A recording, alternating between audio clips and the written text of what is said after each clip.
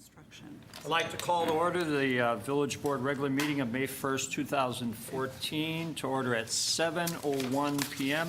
Can we please have the roll call, Clerk Simsky? Mayor Gunter. Here. The clerk's here. Trustee Addington. Here. Trustee Barker. Here. Trustee Barry. Here. Trustee Nero is absent. Trustee Scott. Here. Trustee Seneca. Here. Manager Searle. Here. Trustee Zemanek. Here. All right, and if would everybody please rise and join me in the Pledge of Allegiance? I pledge allegiance To the flag of the United States of America and to the republic for which it stands, one nation under God, indivisible, with liberty and justice for all. And I'd like to welcome everybody tonight. And the first item on the agenda is the open forum, and I think we do have one request. And if anybody else would like to speak, just raise your hand and see Chief Mulhern will. But the request is from the chamber, and they're going to, looks like Larry Forsberg is going to update us on several events that are coming up. Good evening and thank you, everybody. A few quick things coming up over the next couple weeks. First of all, we have a business after hours coming up on Wednesday, May 6th, and it's going to be over at Twin Lakes Golf Club. After this long, long winter, you'll have a chance to dust off the clubs, come on out, have a great time. We'll have golf starting at 3, and then we will have basically a business after hours from 4:30 to 6:30. So come on out. It's going to be food, refreshment, prizes, and games. So come on out and join us. If you want to sign up, that's going to be at westmontchamber.com. Isn't that Tuesday, May 6th? Yes. It is Tuesday. Yes, Tuesday, May 6th. Thank you very kindly.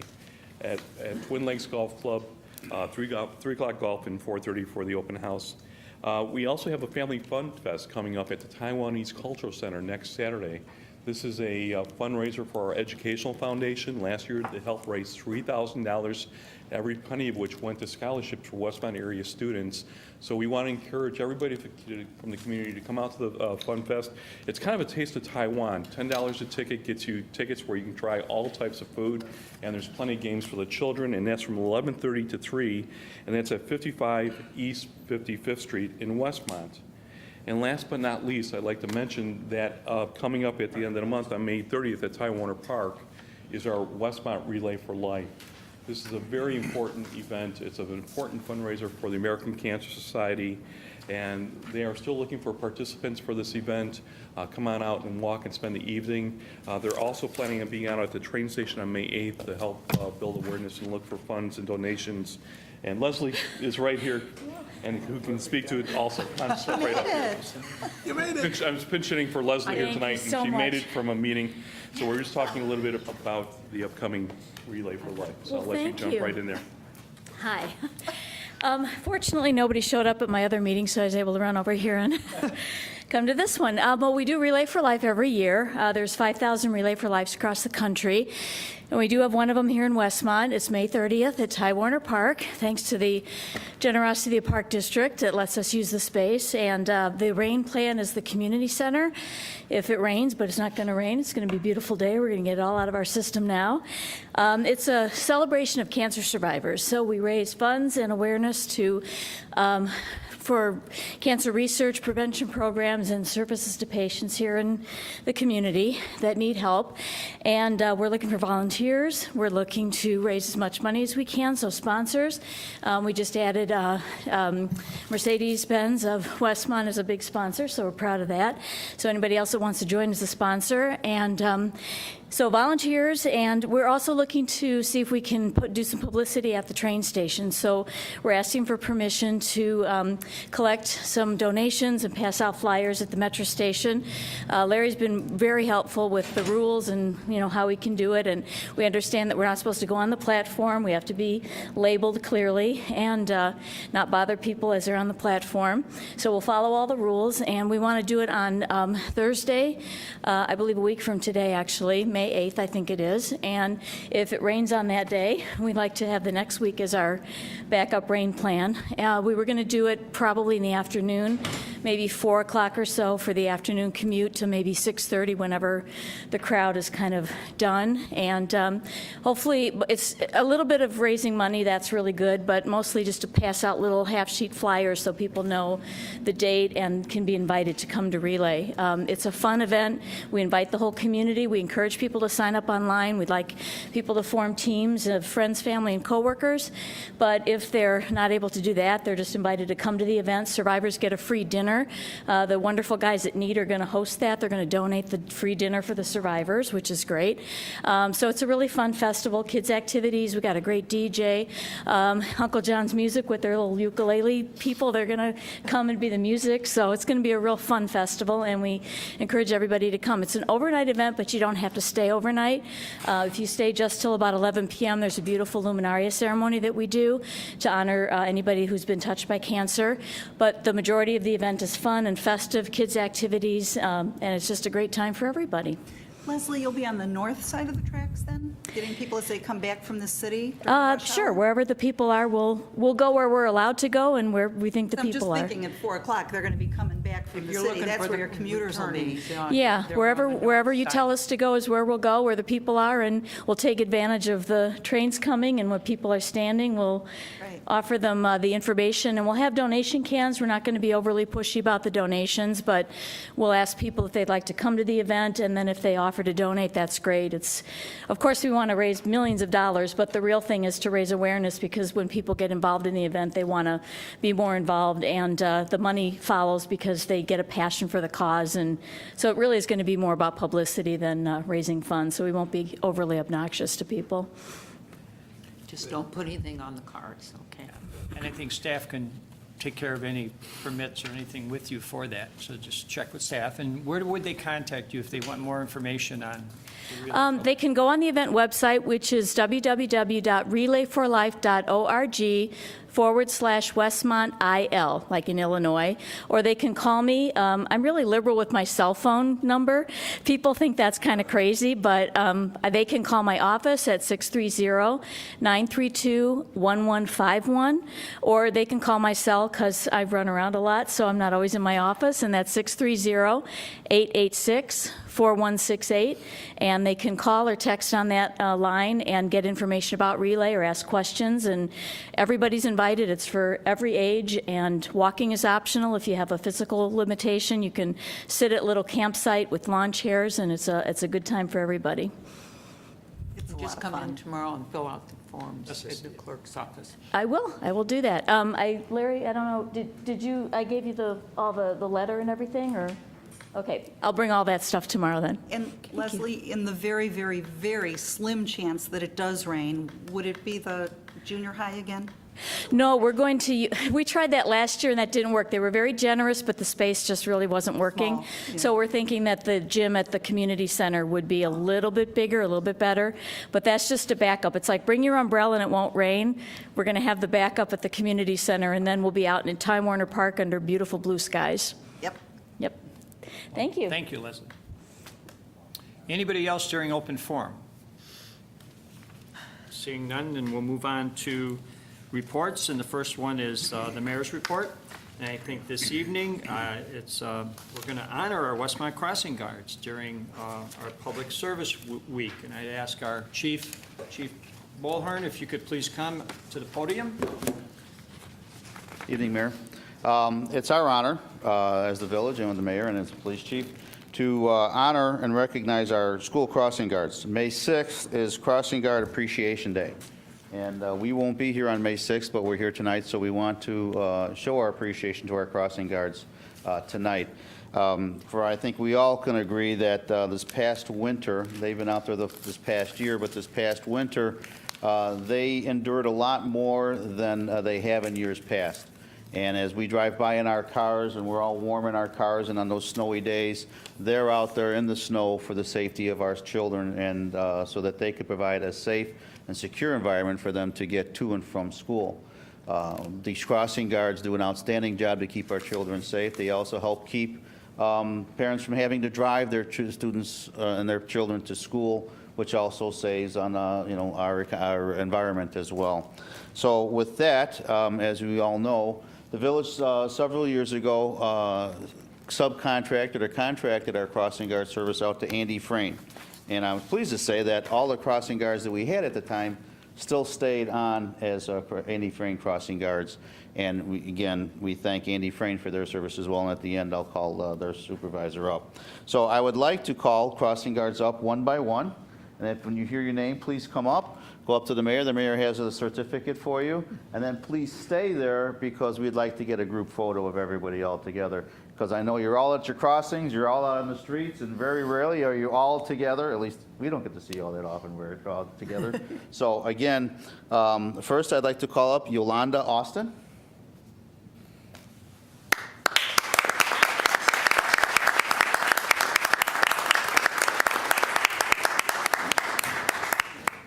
Mayor, can we have them say where they cross? Okay. What their location is? I crossed on 59th and Cass Avenue by Marker School. For Marker School. I recognized you. Next is Lynn Gustafson.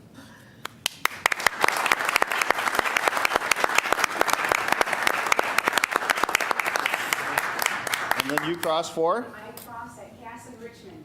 For Holy Trinity. And Manning School as well, too? Yes. Yes, okay. Thank you. Jan Lusader? Lusader.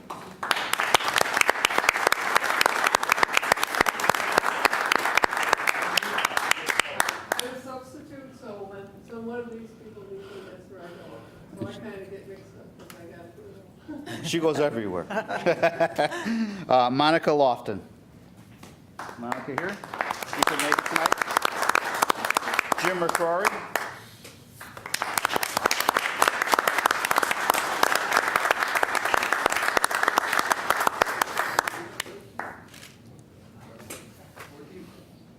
Cast the North Pole For Manning School. for Manning School. Yes. Wanda Peavy. I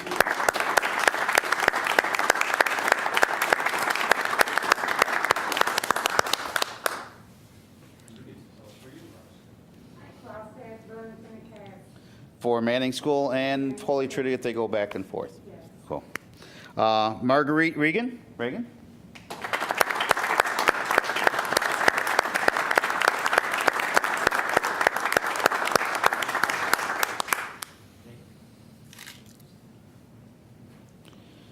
Keith Sellers? Oh, I'm sorry. Hey, wait.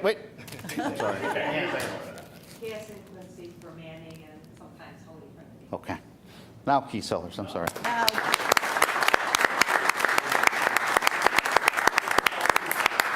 65th and Cass for Westview. Westview Hills Middle School.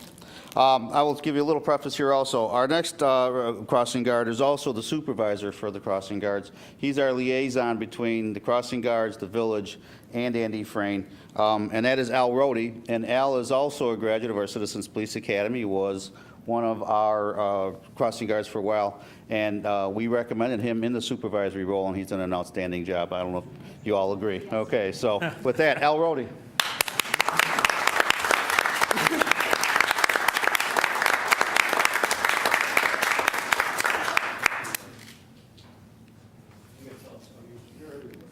No, he's, Certain corner.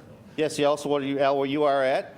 I'm at Warwick and Chicago. For Manning School. I'm the walking crossing guard. Prolific walker.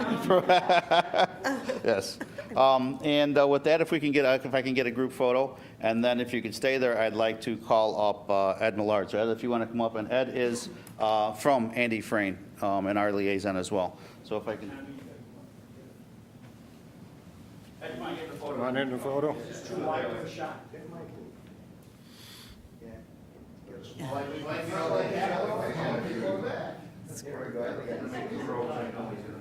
Ready, here we go. Maybe one more. Thank you.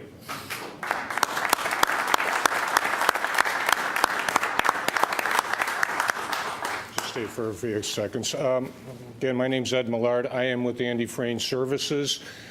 And I'd like to thank the Village of Westmont and the board for the great opportunity to allow us to go ahead and use our crossing guard program to support the community. One of the challenges that we always bring to our crossing guards and to remind them is that the great work that they do and the fact that they are helping get our youth of America through a safe corridor to the best thing that they need to be successful, and that's their education. And so the job that they do is very, very important. And every time I get to meet with them, I always like to applaud for them, too. Thank you very much.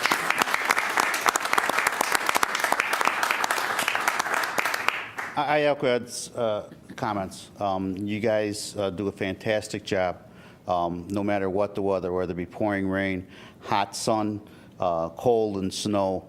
And from the bottom of my heart, I want to thank each and every one of you for all that you do for us. Amen. Thank you. Excellent. Okay. Thank you. Thank you. Thank you.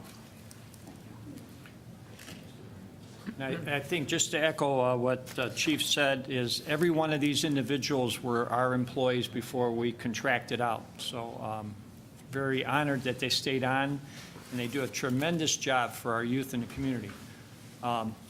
Chief Mulhern, you're also up to talk about the, I'll be right all right, the drug drop-off program that we had this past Saturday at the police station. Sorry. All right. I had to try to solve the mystery of the appearing flowers. Yes, last Saturday, we had our first drug prescription drop-off for unwanted drugs that were in a house that we wanted to get out.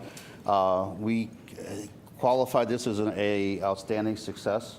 We were there from 10 in the morning till 2 in the afternoon. We had over 140 people, not only residents of Westmont, but residents of neighboring communities, Downers Grove, Clarendon Hills, come and drop off their drugs and prescriptions.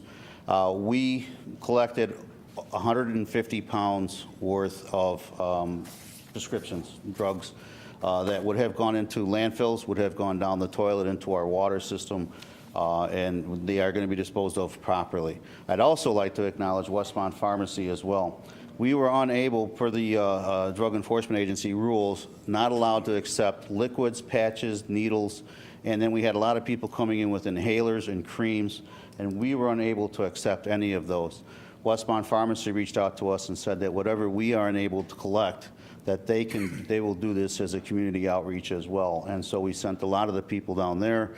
And I heard today, so you may want to call them before you go there, that they may do this occasionally. If you were to go and stop at the Westmont Pharmacy at Burlington and Cass, the northwest corner, I believe it's 2 North Cass or 2 West Burlington, that they will accept it as well too.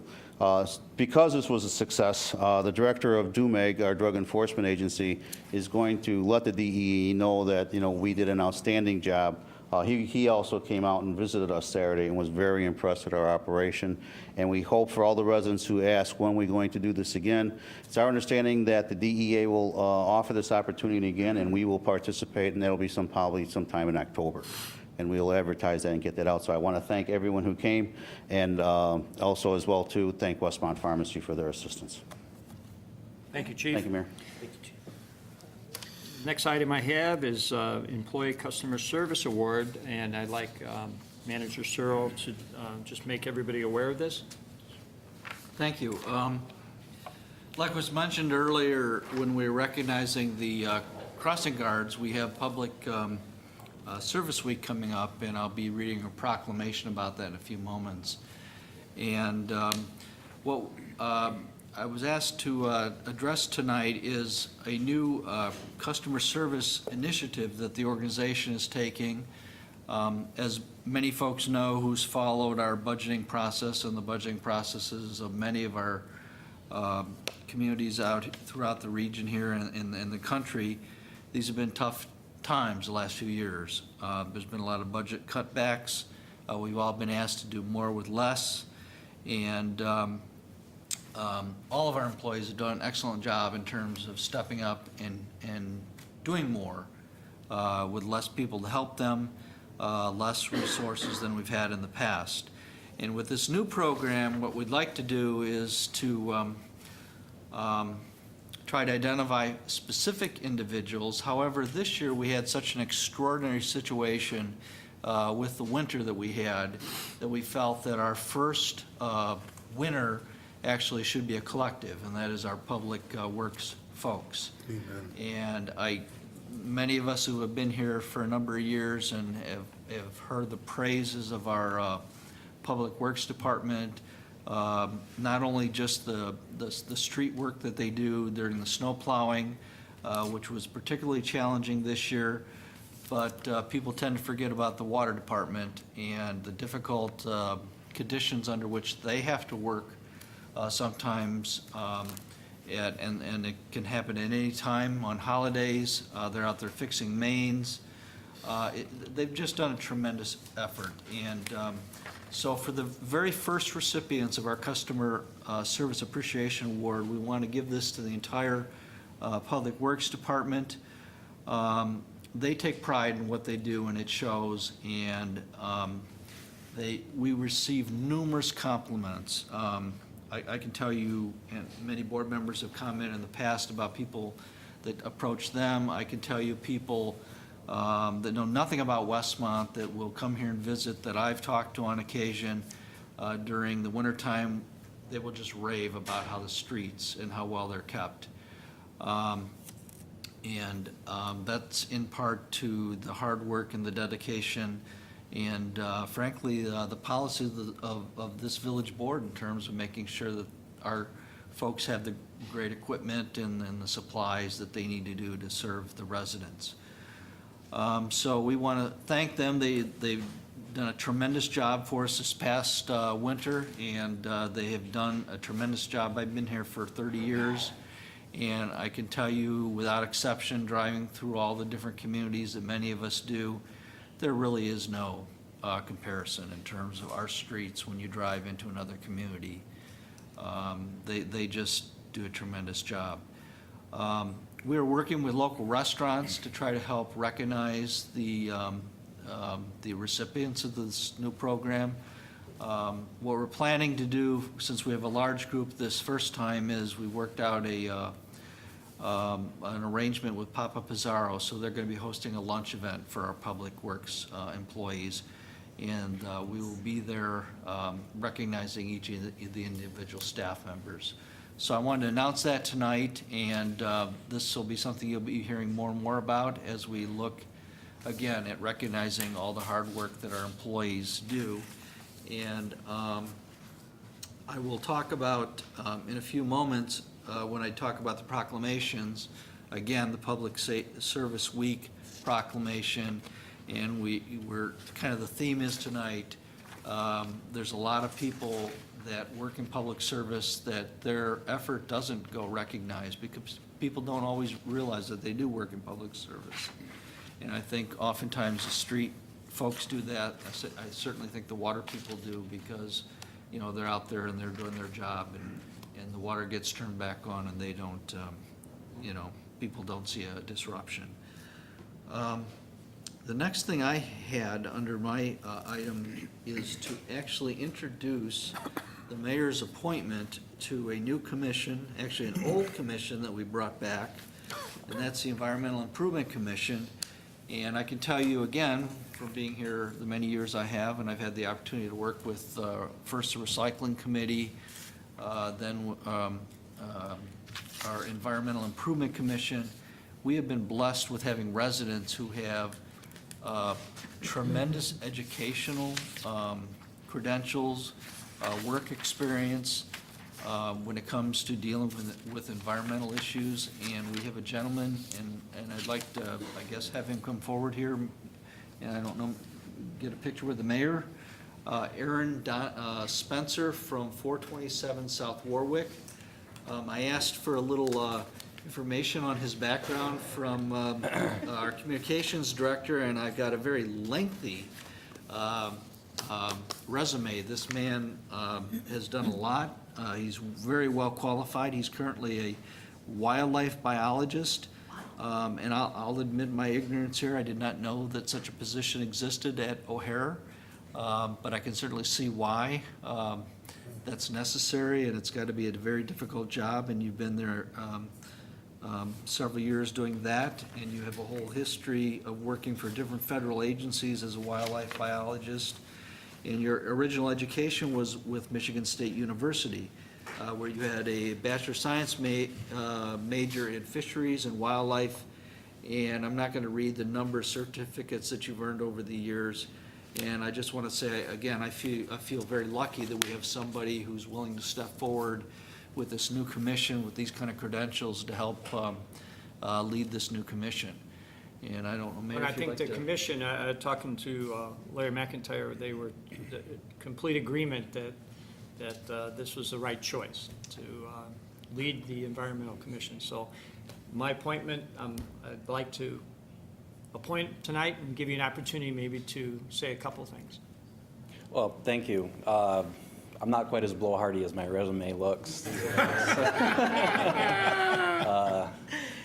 But I do have to try to sell myself in what I do, and I'm looking forward to bringing the experience that I have in what I do, and all of the members of the committee. We have a lot of really dedicated, passionate people about this, and we're looking forward to lending our expertise to the village and try to make things a little bit better for everybody. We appreciate it. I know Trustee Barry, under his suggestion, he asked us to reinstate this. I know his dad served on this years ago, and I think it's one of the better things we've done. So I welcome you and look forward to, I'm supposed to go there and take a picture. And I want to mention too, not only has this gentleman utilized his skill in this country, but he's been overseas and he's done, maybe I misunderstand this, but you've done work with the military in terms of helping deal with wildlife issues in other countries. That's correct. Yeah, I had the privilege to be detailed through my own agency to the Air Force for 5 months and worked in Afghanistan to help the Air Force deal with wildlife and conflicts that they have with their aircraft in that country.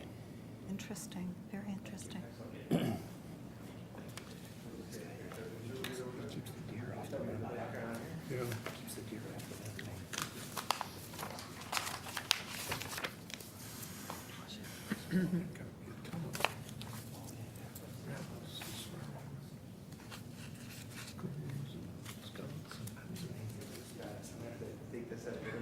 Oh, no. Oh, no.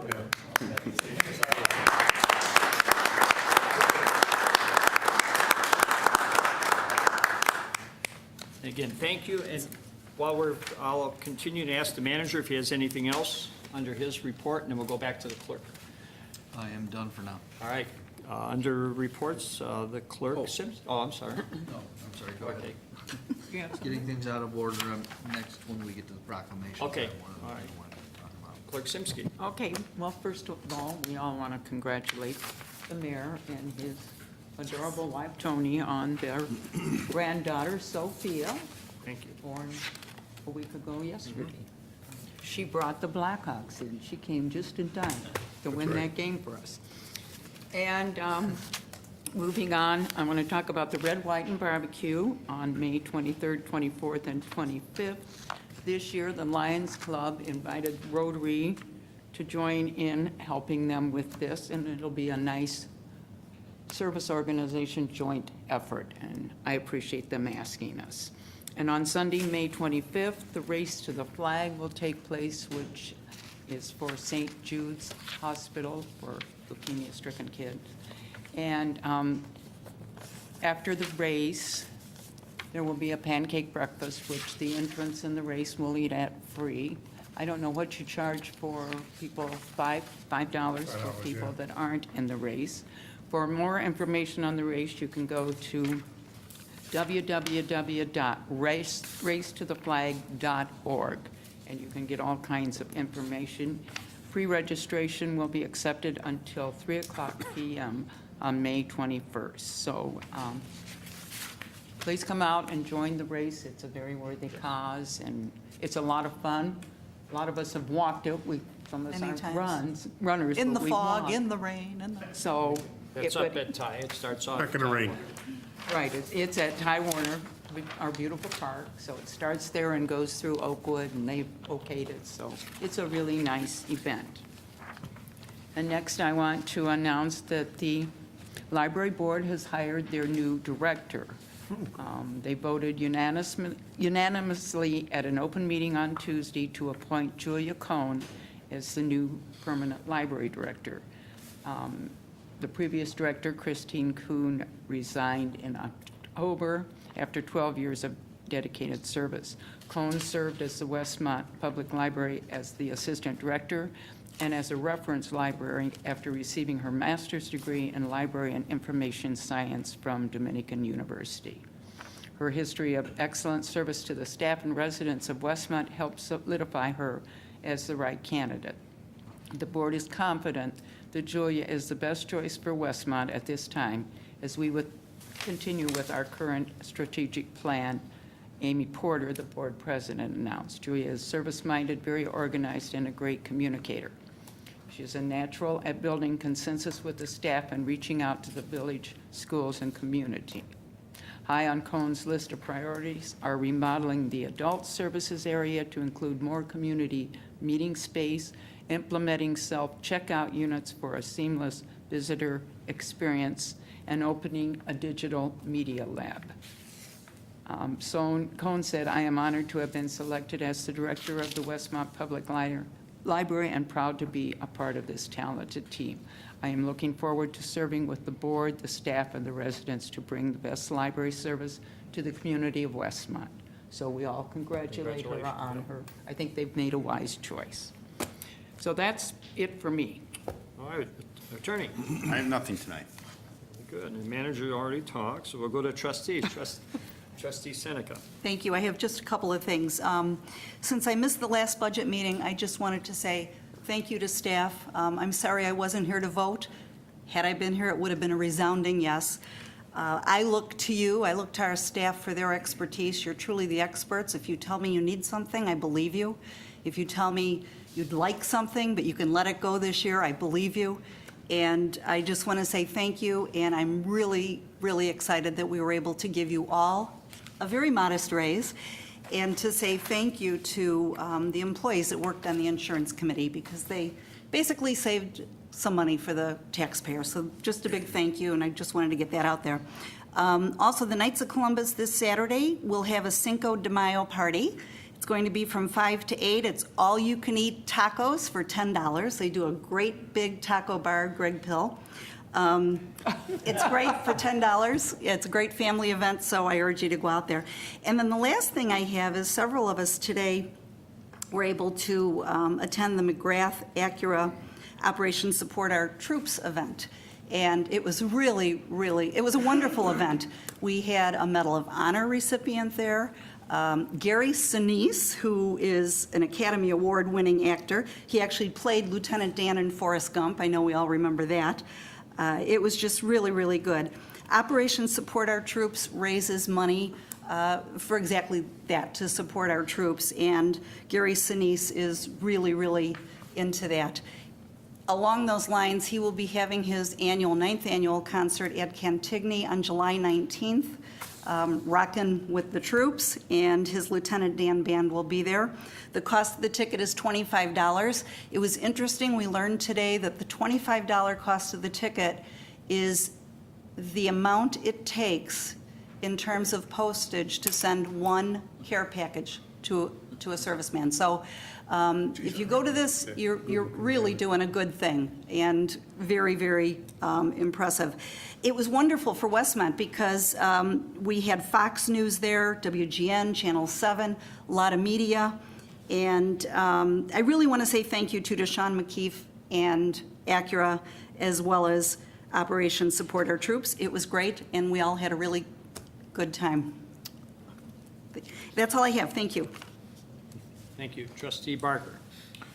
I'd like to talk about the Village of Westmont is launching a mobile app in the next few days.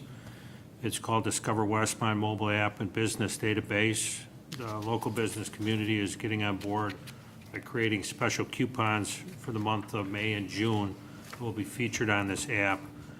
And that way, if the residents sign up for the app, they get access to these specials. So there's some value to draw people to the use of this mobile app and patronize the Westmont businesses. A couple of those businesses that are already on board are Uncle Bob's, Uncle John's Music, absolutely delicious. And we're in contact with several more to get them engaged in this. And then if you have any additional questions or need any help with downloading the app, you can call Mr. McIntyre over there at 630-417-0280, and he'll guide you through the process. Thank you. Trustee Barry. I have a couple of things this evening. A reminder to everyone that our luge event is coming up May 17th and 18th. Hopefully, the weather will cooperate and Cass will get repaved by then and be done. The official tryout spots are mostly filled from the Olympics, so it's going to be a great event that we're going to bring in a lot of out-of-town residents or out-of-town people to come in and witness Uncle Bub's and the whole downtown community. And again, that's May 17th and 18th. We have noticed that we don't have any representatives from the village board yet. So we obviously still need a male and female. We're have Steve. obviously have Steve because he's not here tonight. the and last then time we Sue, nominated him. you were immediately nominated for the female representative. No. So, I gave that to Ginny, whose okay. daughter is That's right, going to yeah. hopefully do it. you guys will work that Passed it on to my out. daughters or any daughters that are we interested in can doing open it this. to family members. So again, Monica? we are looking for service groups and any, organization to participate. If anyone would have any questions on that, contact Larry McIntyre or myself. I'll go ahead and kind of jump down to my committee reports because a lot of it's involved with the environmental committee. The electronics recycling will begin Friday, May 9th from 7 to 1 p.m. And then it'll proceed at the second Friday of each month through December. And we'd like to remind everyone that new location is going to be right across from Village Hall here. It used to be at Ty Warner, but from now on, it'll be right downtown, hopefully more visible and easier to unload your car and easier for the guys. Info regarding the types of electronics that are accepted, go to our website. Furthermore, on our environmental, I have two more issues. We have a Shred for Rescues. And Larry, if you could put this up. This is going to be Saturday, June 21st, 2014, at Citadel Information Management. This is at 827 Blackhawk Drive. They will take just about anything that you need to be shredded. We hear all the time that identity theft is a huge part of what goes on today. This is a great event. They ask for $2 per box. With all of that, proceeds will be given to the local rescues that are taking part in the event. So again, that's Shred for Rescues. As you see, Larry has it up there on the overhead. And then the last thing I have, I'll take from Steve, if you could put this one on the overhead too, Larry, is that the discount rain barrel program is going on. It started 1 week ago on Earth Day, April 22nd, and we've already sold over 20 of the rain barrels. The program runs through the end of May, and details, again, can be found on our website, or just stop downstairs and talk to one of our friendly customer service reps down there, and they will get you set up. Last thing on the environment, I was able to attend the Arbor Day tree planting at Manning School with John Yater and his staff. Great event. The kids loved it. They got to see John taught them how to age trees and the proper way to plant, and the kids got to participate. So great event and great for John and his staff. So, thank you. Thank you. Trustee Addington. Thank you. The two things. First one is that on Memorial Day, don't forget that we have the Memorial Day Parade, and that will be downtown, start in Naperville and Cass, and go down to Memorial Park. And at 10 o'clock? 10:30 kick. 10:30. But, be there early. We need participation. That is a great event. It's a great day to go out and say thank you to a lot of our veterans who are still here and some unfortunately that aren't. But it's an annual event that's been going on ever since I've been around. So please come out and participate, or at least be on the parade route and say thank you to the veterans who are there. The other thing is that, of course, this is May 1st. And since we're in the month of May, we can now start seriously talking about the red, white, and barbecue. And that will be the 23rd, 24th, and 25th, as Clerk Zimsky said. It's at Ty Warner Park. We're just about completely filled now with teams that are coming in. We have 48 amateurs that'll be cooking ribs on Saturday. We have 36 pro teams that'll be cooking under the KCBS rules on Saturday, and we have 70 teams that will be cooking chicken, ribs, pork shoulder, and brisket on Sunday. So altogether, almost 150 teams, not counting the vendors that will be there. So if you like barbecue, this is the weekend. And it's going to be, again, it's very successful. We are now the largest Sitch event in Illinois. We think we're one of the largest in the entire Midwest as far as teams that come in. And it's turned out to be a great, great program. This will be our 8th year. And we're doing a couple new things this year. The first one is that, you'll see some posters that are going to be going up in town here in a short period of time, but we're going to do demos. There are several chefs, local chefs, who I think possibly a couple of the people from Standard Market and a couple others are going to be coming out and are going to be demonstrating how to cook in your own backyard. It's going to be preparation, it's going to be how to cook, it's going to be the sauces and the rubs and all the other things that have to do with just doing it better on your own. And those will be going on Friday night, all day Saturday, and then a couple on during the day on Sunday. The other thing we're doing, and this is new also, is we're doing a new thing called the Black Box. And this is for the professional teams. They will not know, it's a side event, but they will not know what they're cooking till they get there. And that's why we call it the Black Box. So they'll be given whatever we have chosen to be the thing that they will cook, and then they can cook it any way they want and turn it in and be scored and win cash and prizes based on the way they did it. I think it's going to be fun, and we're looking forward to it. But the most important thing with this year is really what I am extremely excited about. I think a lot of people know that last year we were very fortunate in that, we had television out at the event because of Pitmasters having one of their shows broadcast right from our event. This year, the Kansas City Barbecue Society, which is the organization that sanctions these things, started a program that they call 100,000 Feed the Hungry, KCBS Feed the Hungry. And they were going to pick certain contests to be part of this program. The Red, White, and Barbecue was chosen as one of those contests. And we've expanded this a little bit now, but the way this works is each team that's participating will cook a pork butt. That pork butt will be turned over to the People's Resource Center and will be distributed. If we've got 50 teams participating, there will be 50 families who will receive a cooked pork shoulder completely free. Really nice. Of charge, and given to needy families based on the records that People Resource Center has. We have expanded this program for all the people that come on and judge, for all the people that will be just coming to see what's going on, for the volunteers, for the pro teams, for the amateurs, for everybody. If you bring a food item, a non-perishable food item, you will be getting barbecue bucks. If anybody's ever seen them before, it's just a little paper dollar that we've made up. You can cash those barbecue bucks in for drinks, for food, for whatever you want. So if you bring food items to the event, we will donate all of that food to the People's Resource Center.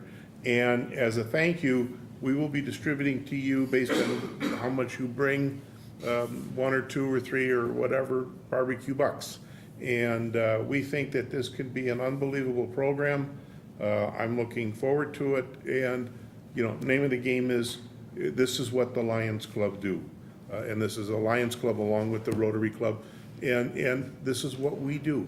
We help those less fortunate than us. And that's why a lot of us are in this thing. So please come out for the people that are out there in TV land, we want you out there. Bring some food items. There'll be a place designated where you can drop it off. And I want to make this the most successful event ever. I think it's going to be.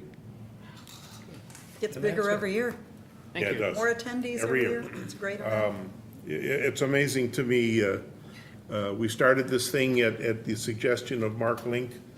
We came in front of this board 10 years ago and asked the board what they thought about it. And this will be our 8th year now. And we started the first year with 26 teams. And this year, we're going to have over 150 teams that'll between amateurs and professionals that are cooking. So, yeah, it's grown and gotten bigger.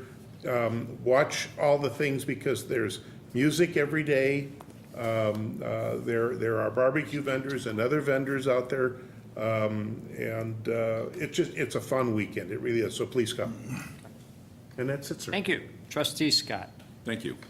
Our new business Pompeii at 200 West Ogden had their grand opening a couple of weeks ago, and it was very good. I ate lunch there earlier this week. Outstanding food, and I How crowded? encourage.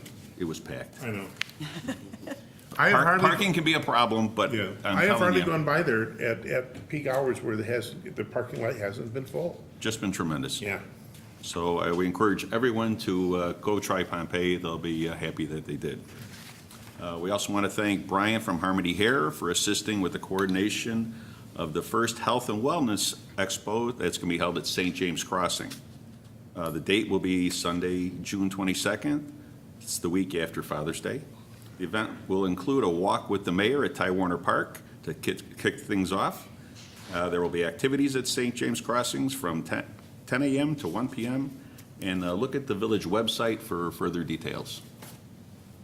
And with that, I just want to congratulate and thank McGrath Acura for an outstanding concert that was there with everybody. They were supposed to be outside.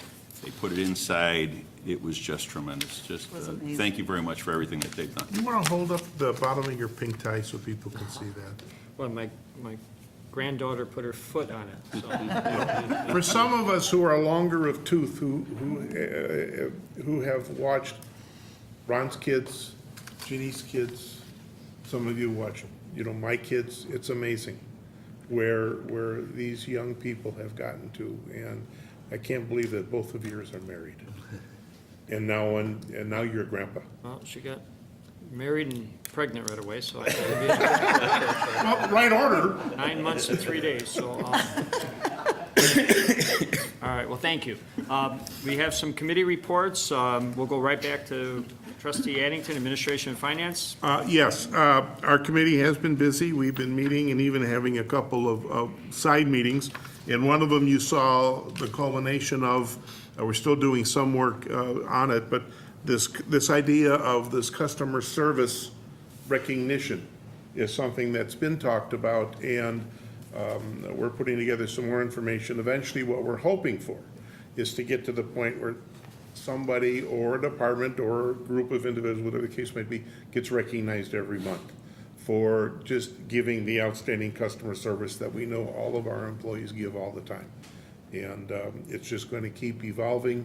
We think it's positive, and it's a way of saying, again, a little bit of recognition and a little bit of way of saying thank you for just doing the extra. Like I said, I want to give one of these awards out somewhere in the next couple of years from a person who recommended one of our police officers for being absolutely fantastic as he was writing them a ticket.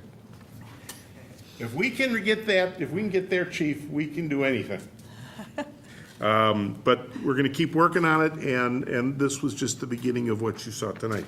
The other is we're continuing to discuss and update the future planning process. We want to keep that evolving and that keep working. We've worked with staff on some of the insurance programs and some of the risk management programs. And again, finance and administration, the budget's done, so now we move on in preparation for next year, and we keep going. And that's it. I think that's enough. All right, Building and Zoning. Our next meeting is July 10th. I believe it'll be before the board meeting, which at that point, will we be meeting, have we decided, are those meetings going to be at 4:30? Yes. As long as Meetings the prior. committee chair can make it, we'd probably announce it either 4:30, we'd have the meeting prior to the meeting. That's what I think was Yeah. briefly discussed at the last meeting, It's up if to it's each chair. possible to do. So again, that'll be the July 10th. The public is welcome. We're continuing to work on improving permits and restrictions and hoping that we're development friendly. So we're continuing that. Thank you. Public safety.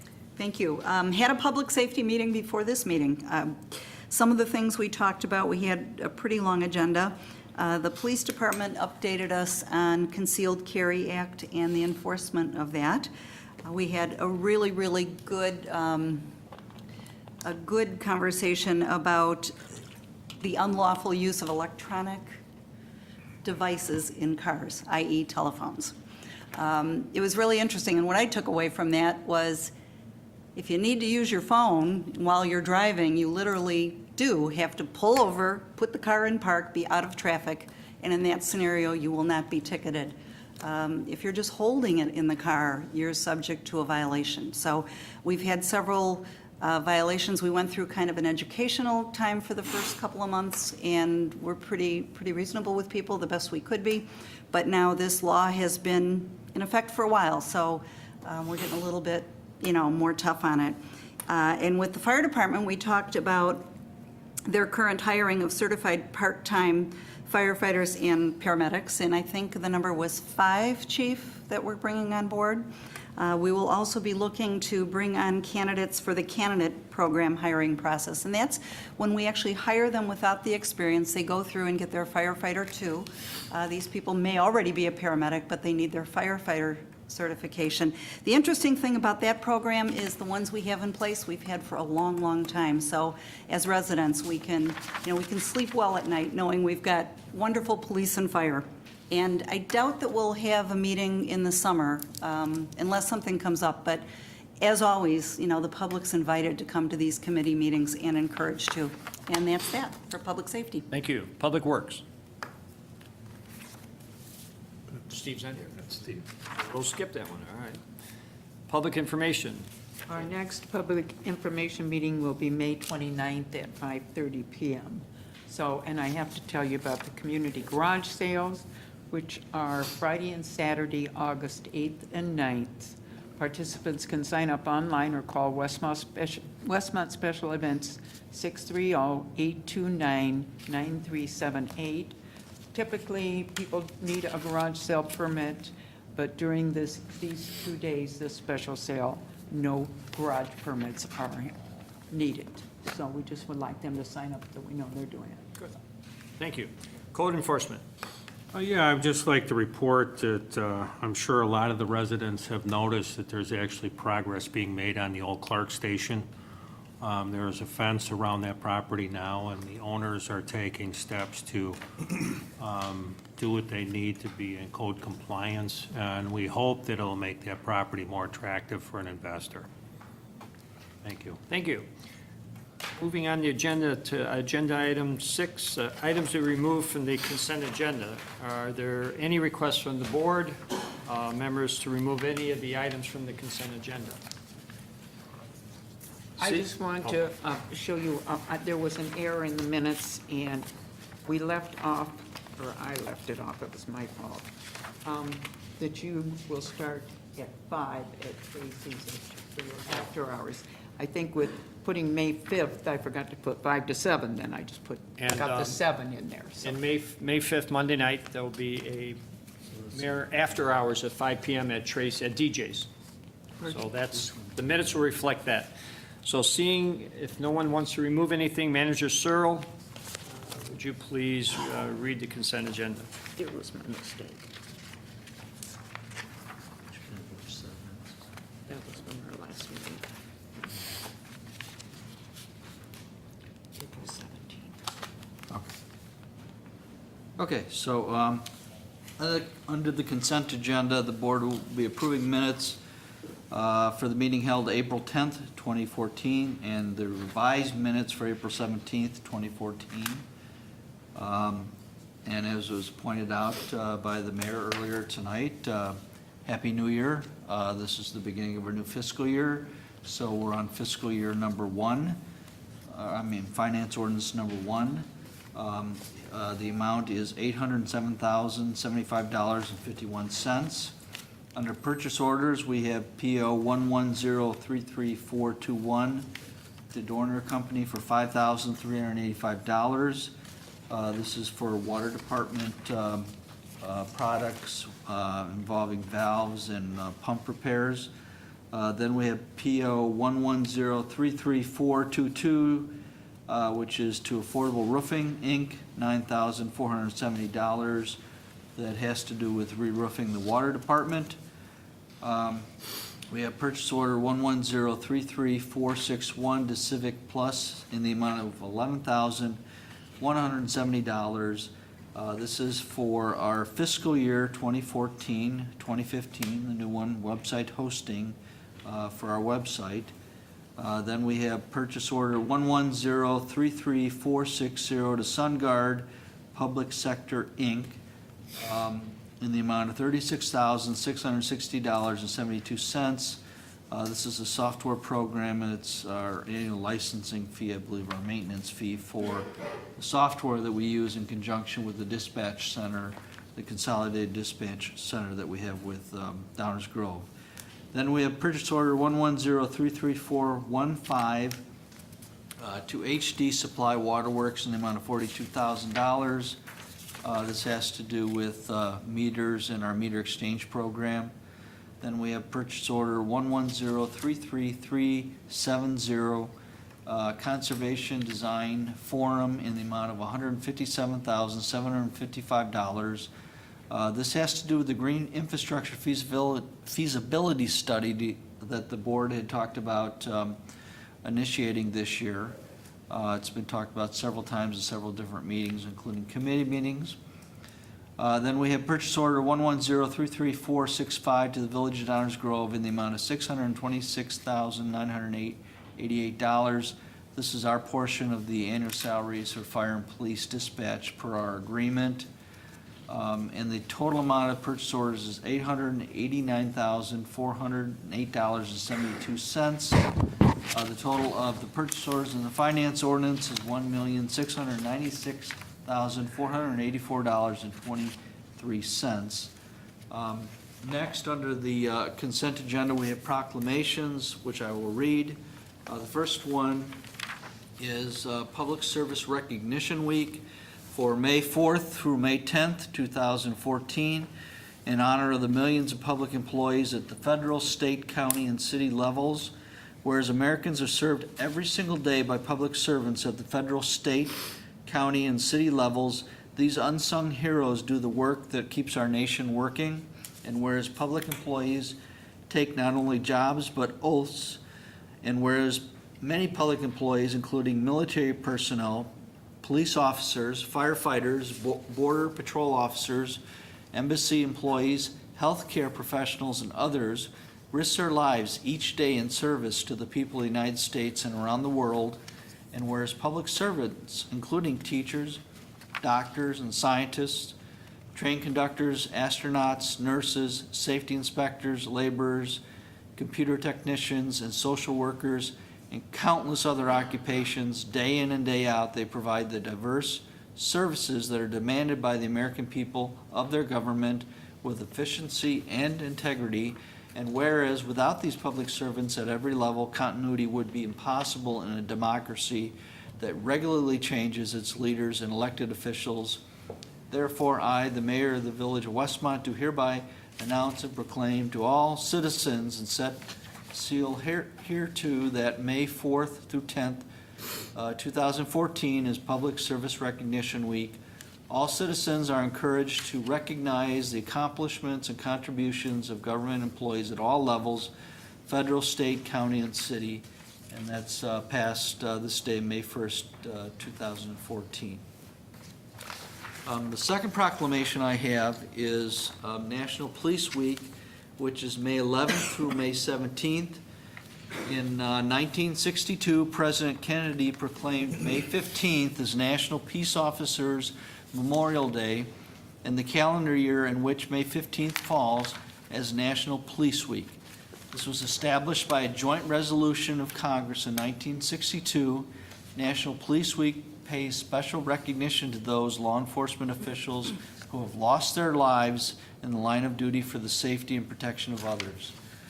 Whereas there are approximately 900,000 law enforcement officers serving all the communities across the United States, including the dedicated members of the Westmont Police Department, and whereas some 60,000 assaults against law enforcement officers are reported each year, resulting in approximately 16,000 injuries, and whereas since the first recorded death in 1791, over 20,000 law enforcement officers in the United States have made the ultimate sacrifice and have been killed in the line of duty, and whereas the names of these dedicated public servants are engraved on the walls of the National Law Enforcement Officers Memorial in Washington, D.C., and whereas new names of fallen heroes are being added to the National Law Enforcement Officer Memorial this spring, including 100 officers killed in 2013 and 186 officers killed in the previous years. And whereas the service and sacrifice of all officers killed in the line of duty will be honored during the National Law Enforcement Officers Memorial Fund's 26th Annual Candlelight Vigil on the evening of Friday, May 13th, 2014, and whereas the Candlelight Vigil is part of National Police Week, which takes place this year, May 11th through May 17th, and whereas May 15th is designated as Peace Officers Memorial Day in honor of all fallen officers and their families. Now therefore, be it resolved, I, Ronald J. Gunther, by virtue of the authority vested in me as Mayor of the Village of Westmont, Illinois, do hereby proclaim May 11th through May 17th as Police Week in the Village of Westmont, and we publicly salute the service of the men and women of the Westmont Police Department and those law enforcement officers protecting us in all communities across the great nation. And with the mayor's permission to interrupt at this point, I wanted to ask Chief Mulhern to come to the podium and just talk briefly about a local organization that supports the families of the fallen members of actually both police and firefighters here in DuPage County. This is a great opportunity to promote an organization that's very beneficial to support these men and women that serve you. Chief, go ahead. Mayor, thank you, and to the board and everyone, on behalf of the men and women of the Westmont Police Department, I thank you for the recognition and for this proclamation. I, being a resident as well as all of us are, at night when we're at home sleeping, our officers are out there protecting and serving us, and we thank you for your recognition. As far as the 100 Club of DuPage County, anytime a police officer or firefighter loses their lives anywhere in this country, it's a tragedy. And we don't have very many support groups. And one of the support groups we have in DuPage County is a group called the 100 Club of DuPage County. And I have up here their part of their website, and if I could read this, what they have is, from the 100 Club of DuPage County, 100 Club of DuPage County is a private, nonprofit, charitable organization incorporated under the laws of the state of Illinois. The club offers assistance to families of law enforcement and firefighting personnel who have been killed, injured, or otherwise stricken while residing or working in the county. The members of the 100 Club show the men and women who serve and protect us that their actions, their lives, and their families are important to us. They are dedicated to helping families of police officers and firefighters who put their lives on the line for us every day, doing a dangerous job we cannot do ourselves. And the 100 Club would show financial support to a firefighter or a police officer that's seriously injured and or killed in the line of duty. If this tragic event were to take place, they are there shortly after the event to provide the officers or the firefighter's family financial assistance, and they also continue to show support.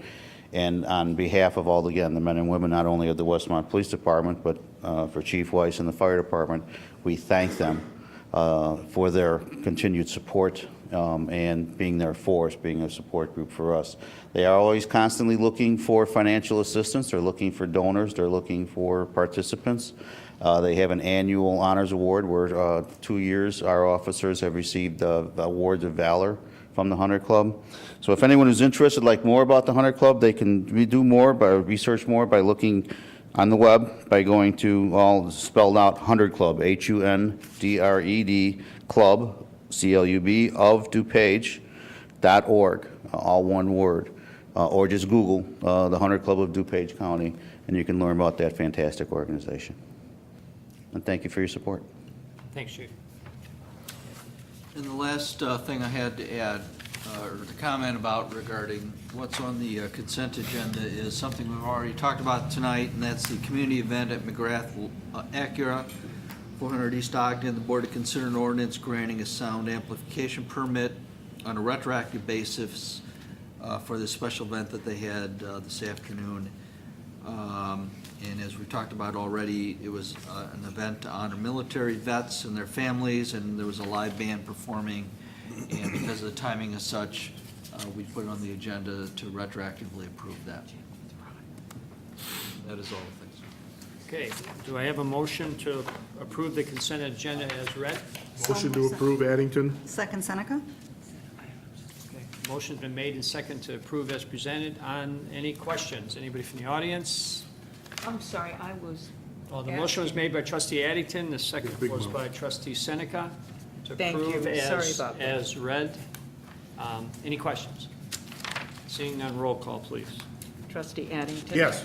Trustee Barry? Yes. Trustee Scott? Yes. Trustee Barker? Yes. Trustee Seneca? Yes.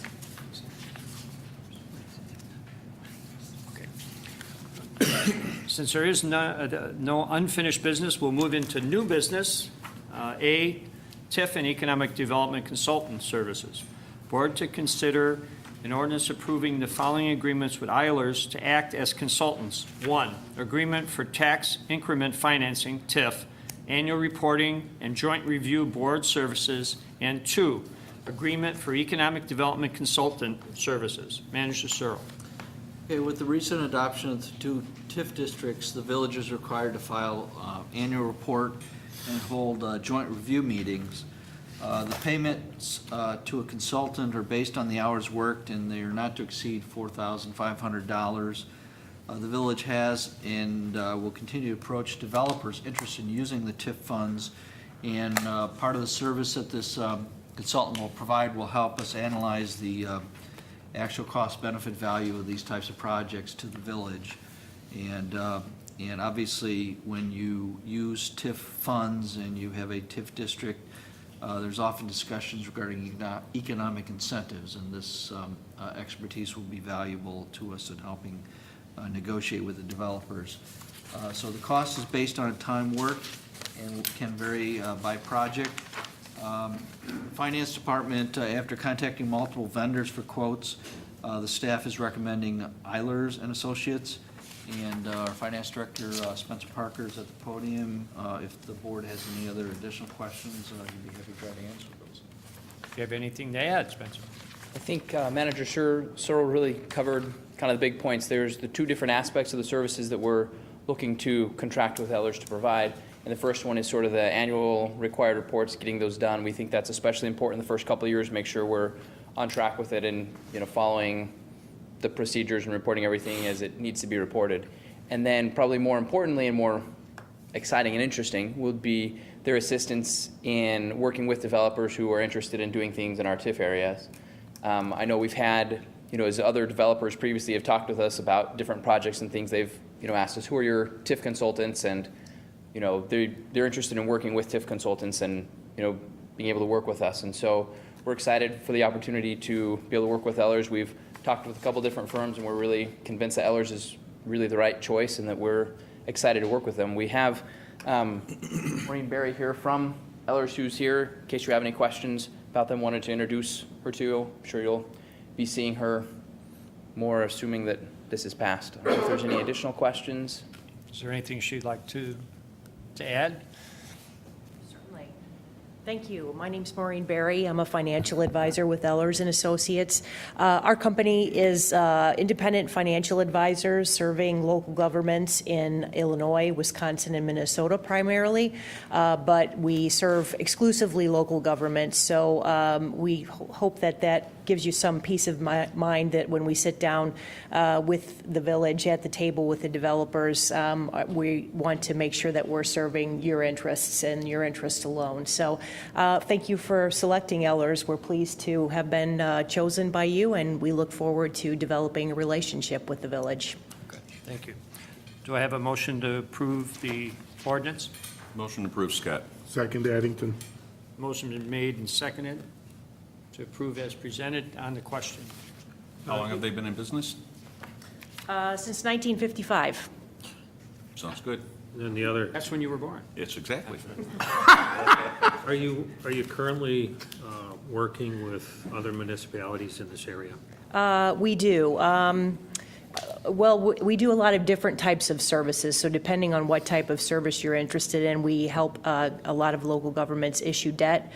We do economic development services, so Lamont is a steady client of ours. We're working in Wheeling on a new TIF right now, Tinley Park, Oak Park, off the top of my head. Pardon me? Didn't Glen Ellen? We did do a TIF with Glen Ellen, the village of Glen Ellen, so we've worked off and on with lots of local governments around here. Thank you. Any additional questions? Anybody in the audience? Seeing none, may I have a roll call, please? Trustee Scott. Yes. Trustee Barker. Yes. Trustee Seneca. Yes. Trustee Barry. Yes. Trustee Addington. Yes. Okay, the motion has passed. Moving on to new business B, 320 East Ogden Avenue, Wendy's. Board to consider ordinances approving the following request from Jeff Geiling of the Wendy's Company to reconstruct a fast food restaurant with a drive-in in the B2 General Business District. 1, special use permit to operate a fast food restaurant with a drive-in. 2, zoning code variance to increase the number of allowable signs. 3, zoning code variance to increase the maximum gross square footage of signs. 4, zoning code variance to increase the maximum gross square footage of menu boards. 5, zoning code variance to permit parking in the required front yard setback. 6, zoning code variance to reduce the number of required off-street parking stalls. 7, zoning code variance to reduce the required rear yard setback in order to construct a dumpster enclosure. 8, site and landscaping plan approval. And 9, commercial masonry waiver request. After I said all that, Manager Searle. Just want to caution the board that these gentlemen are under extreme pressure from the Planning and Zoning Commission to get this done as quickly as possible. There were a number of members that made personal comments about how they're frequent customers of this particular restaurant and would love to see this done very quickly. Initials Greg Pill. No, actually, it wasn't Craig. I won't mention any names unless he chimed in. I didn't catch that. But anyway, the applicant requests a special use approved to rebuild the Westmont with the Wendy's restaurant with a drive-through window. Due to the site's limited size, parking variances are needed. Applicant intends to use corporate branding and is also requesting multiple sign variances. Applicant's revised site circulation and parking after meeting with the staff. Revised site circulation and parking designation after meeting with the staff. At the April public hearing, the commission recommended approval with elimination of left turns on Ogden. Applicant was not receptive to the recommendation to eliminate left turn onto Ogden.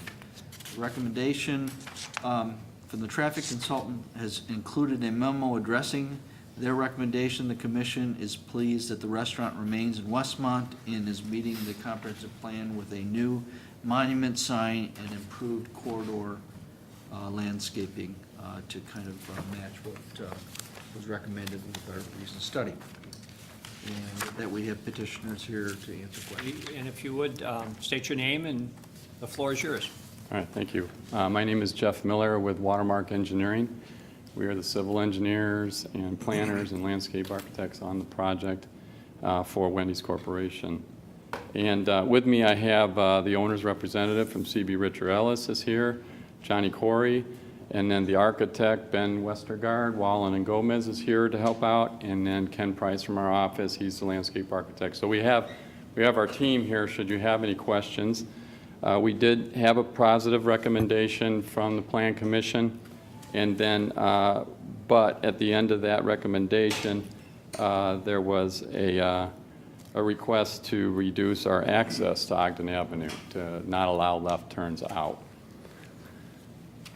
We can get as detailed as you like, or we can keep it as brief as you like, but I just wanted to do a quick overview so you can, I mean, the store's been here for nearly 40 years as a Wendy's with a drive-through, and so I'm sure everybody's familiar with the approximate location. It's at Black Hawk and Ogden Avenue, just off the corner to the east of the Chipotle, and it has access onto Black Hawk Drive, as well as the two driveways on Ogden Avenue. I'm going to zero right in on the traffic part of it, because that seemed to be the only thing that was of concern with the Plan Commission. And it was quite surprising to us, because it wasn't talked about with staff, and so it came up as a surprise, really, to us. We have gone to IDOT and gotten approval for this driveway that we're proposing. The existing condition here, and then our proposed plan here. So as you can see on the proposed plan, we have one single driveway here located on the eastern side of the property, as far east as we could place it.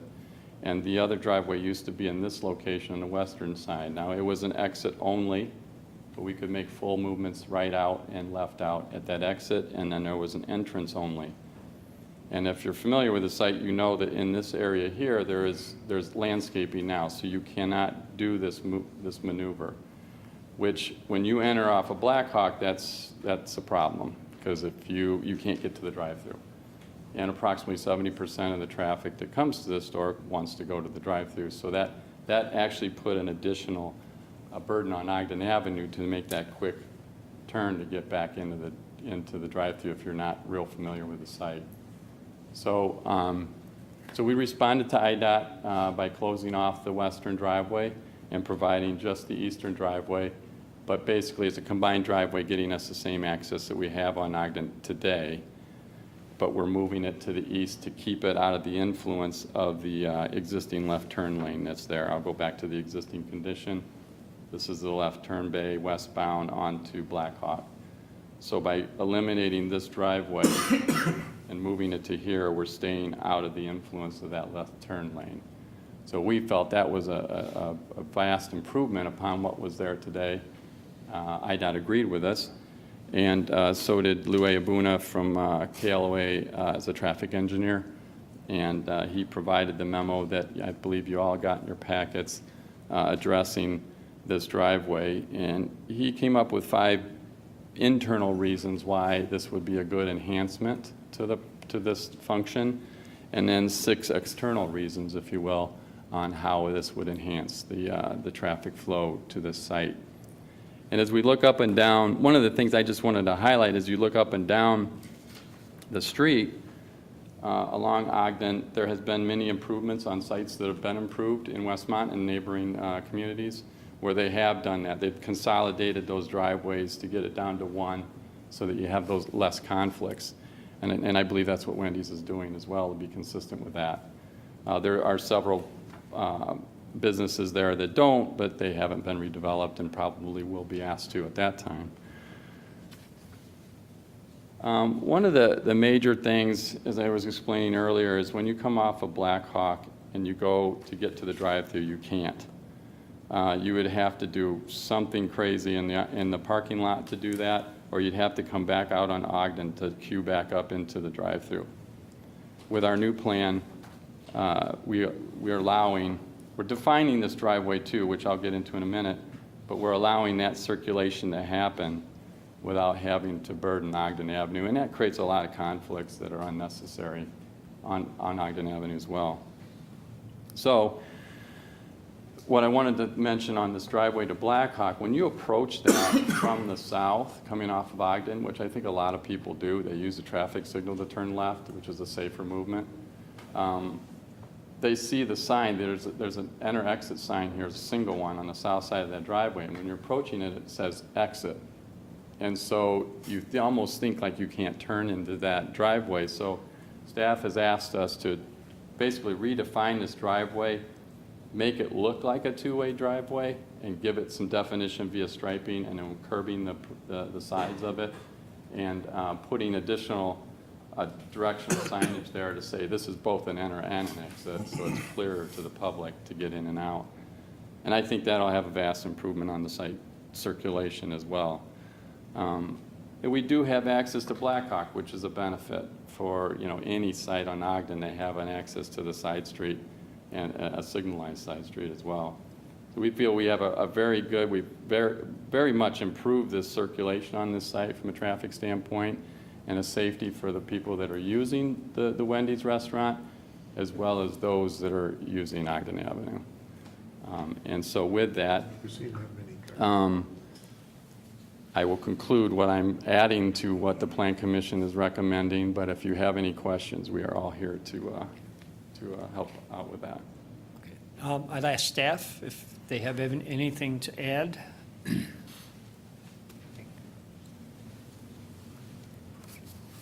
Thanks, Mayor. Staff is pleased with the amount of conflicts that have been reduced at the site. As you can see, the going from 2 curb cuts to 1 is definitely going to be beneficial. And we've also met with the engineering team several times to try to increase the circulation pattern to make it more positive. I think the two-way going out into Blackhawk will be very helpful. And yeah, overall, we're very pleased with the positive site circulation, although I wouldn't recommend people turning left onto Ogden. Just in general, not for this site in particular.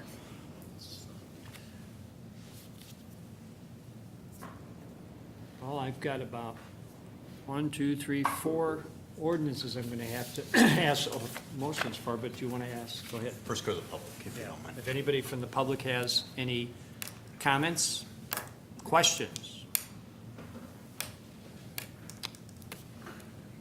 Seeing none, then I do need, I'll ask for a motion and a second on item 1 first. This is going to take 4 different motions to approve, if we want to approve these. So just item 1 right now, I'm looking for, if you guys want to go back and look at item 1, that's a special use permit to operate a fast food restaurant with a drive-in. Motion approved, Scott. 1. Second, Addington. Motion made and second to approve item 1. On the question, anybody? Seeing none, roll call, please. Trustee Scott. Yes. Trustee Barry. Yes. Trustee Addington. Yes. Trustee Seneca. Yes. Trustee Barker. Yes. Next, I would ask a motion for items 2 through 4, and that 2 is the zoning code variance, increase the number of allowable signs. 3, zoning code variance, increase the maximum gross square footage of signs. And 4, zoning code variance to increase the maximum gross square footage of menu boards. Motion to approve, Addington. Second, Scott. Motion been made and second on the question. Anybody? Seeing none, roll call, please. Trustee Addington. Yes. Trustee Barry. Yes. Trustee Scott. Yes. Trustee Barker. Yes. Trustee Seneca. Yes. Next, I'm looking for a motion for items 5 through 7, which are, 5 is a zoning code variance to permit parking in the required front yard setback. 6 is a zoning code variance to reduce the number of required off-street parking stalls. And 7, zoning code variance to reduce the required rear yard setback in order to construct a dumpster enclosure. Motion approved, Scott. Second, Addington. Motion made and second to approve items 5 through 7 on the question.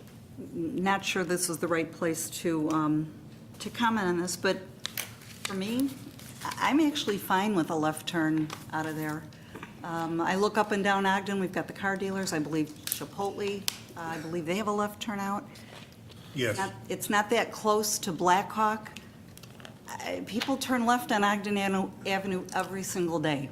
Depends on what time of the day. Yeah, and if there's too much traffic, sometimes they just go right. I do that myself. If I can make it, I'll go left. Personally, I have no problem with it. It's a block and a half from my house, and it's been there for a long time. Maybe not as long as I've lived over on Trop, but it's been there for a while. I use the entrance off of Blackhawk. I always use it, and I do the weird wheelie. So you're the one. To get to the menu center, this, putting what you've done here, I think makes a lot more sense. I'm hoping that all this remodeling and everything, that we can get that many cars in there. It would be nice. It's kind of sat there a little bit in a disarray for a while, but it's a great place. I agree with Sue. I don't see a problem. I don't really see a problem going left, because again, being as close as I am to it, I just see cars coming and going, and unless you're trying to do it Like at 10 5 o'clock in the afternoon, folks, it just is, I don't see it as a problem. It's an existing business for 40 years. People are already used to it. This isn't anything different than what they've had. I'm just so happy we're doing this in Westmont and you're staying in Westmont. Yeah, amen. So that's great. I thought the discussion might have came under site and landscaping plan, but I'm with Jill and the building and zoning. I think the left-hand turn lane there is a horrible idea. The same type of situation where you have the light so close, it just seems like it would make the most common sense to use the light. And unfortunately, the people that are going to take that left are the same people that are going to pull out and block the intersection and block the traffic. And, you know, most of us that would go and take that extra effort to get that light, I just see where it's already a hectic corner, and I can see where that left is going to pose issues there long term. But I think I'm yelling into a forest as usual, so. So the way, after discussing it with John, if it's not in here, so it's allowable unless we want to add the restriction in there. So at this point, I did not build in any left-hand turn lane restriction into the ordinance. Good. So if you approve it, you're approving it as shown on their site shown in plan. there. So just to make everybody aware of that. Any additional questions on the motion for numbers 5 through 7?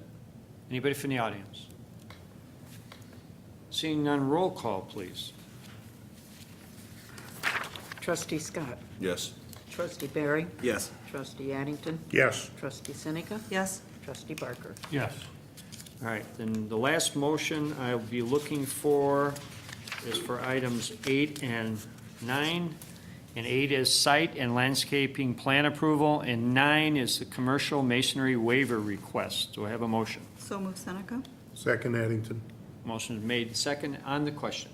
The masonry waiver, is that just, it's a corporate design? It doesn't call for brick or? Basically an existing building. Yeah, the corporate design is typically wood construction. It would be very rare to do a masonry building. From our perspective, it's a fast food restaurant. People are going to know how to get out in the event of an emergency. So it's not something we've typically seen before. Okay, thank you. Trustee Barry. Is the landscaping plan, as I see it here, is this just an artist rendering, or is that actually the trees that'll be planted and so forth, is the way we see it there today? Looks great, looks really great. That'd be really nice. Just making it so they can go all the way around. I'm one of those that turns around by the dumpster, but to get to the drive-through, I think this is a tremendous improvement. From seeing your old plans, it's almost, you wonder how they operated the old way. I mean, you just see that it's not. I think that's probably, this is going to be better. Any additional questions? No, I'm getting hungry. And how long are we going to be Need a closed? frosty. Are you going to stay open, or are you going to close it? Close, I know, that's, how long do you think it'll take you? 3 months, okay. And when do you plan on starting? Tomorrow, all right. All right, good. Mayor, do they have an artist drawing so the residents can see it, of what it'll look like?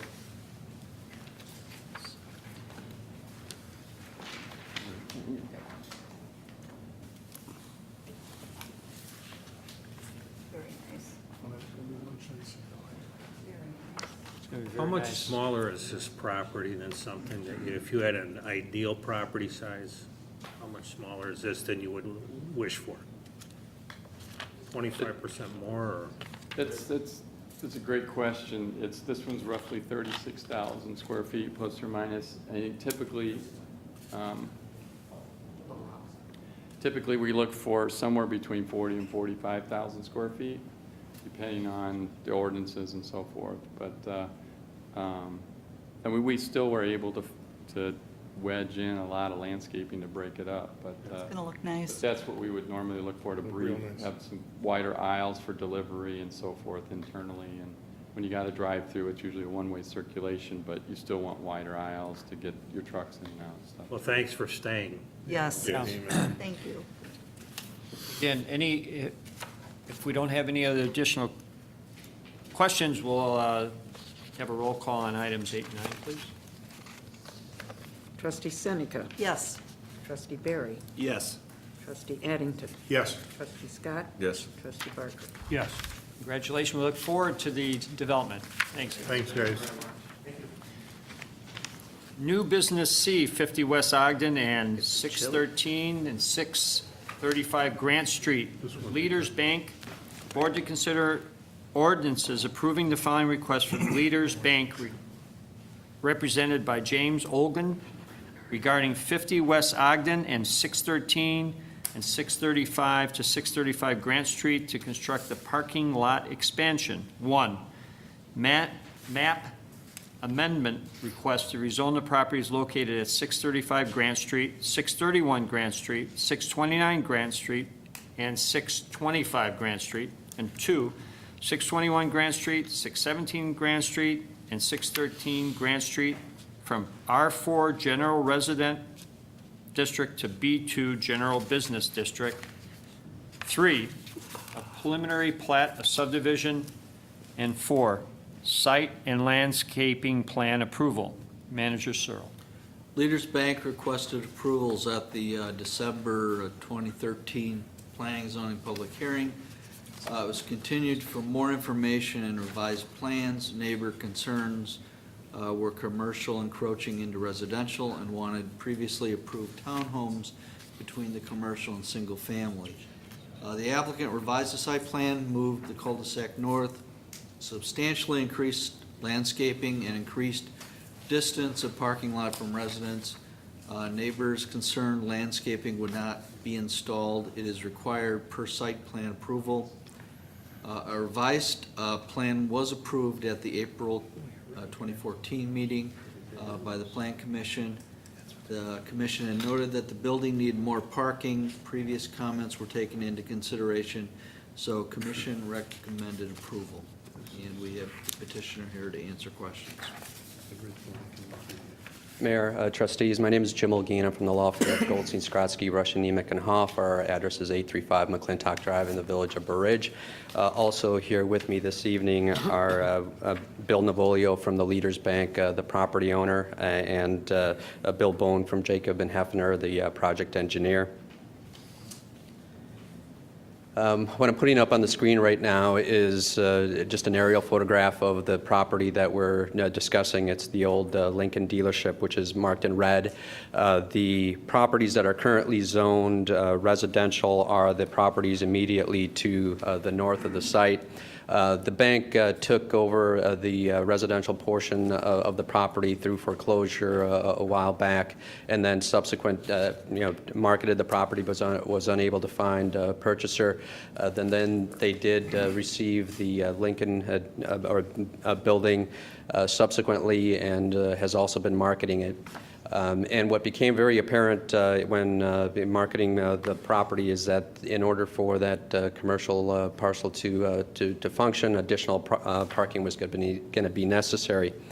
The previous owner also owned the property immediately to the west, so there was kind of a shared parking arrangement then, so that he didn't have that need.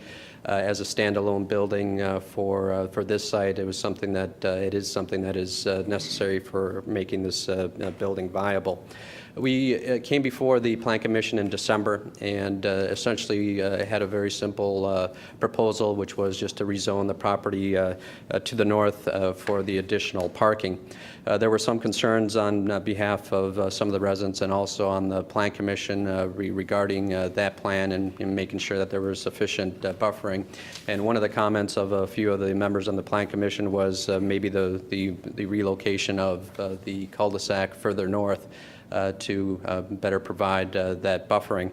We worked with staff for a couple months to try to come up with a plan that was going to be beneficial both to our site but also to the area residents, and we think we were able to come up with a plan that did that. We brought that plan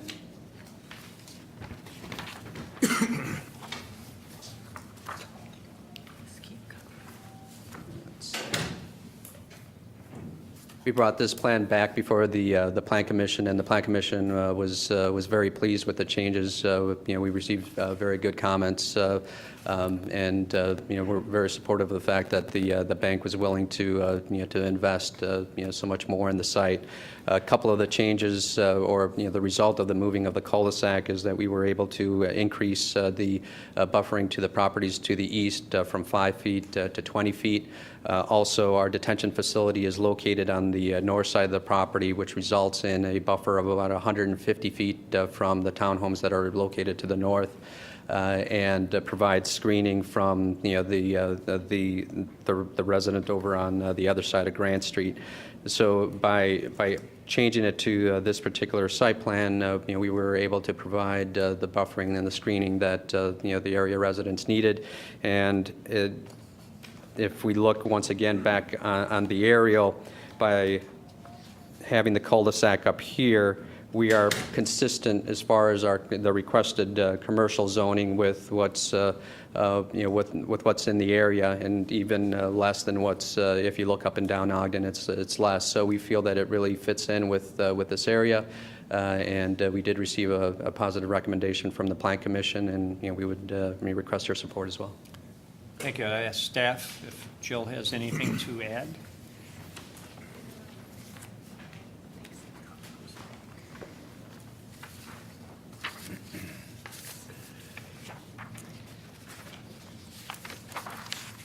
As leaders mentioned, they've been very responsive to our staff comments with regard to buffering the neighbors. I just wanted to mention again the additional screening for the residential neighbors to the east. There was previously a 6-foot fence and a row of shrubs.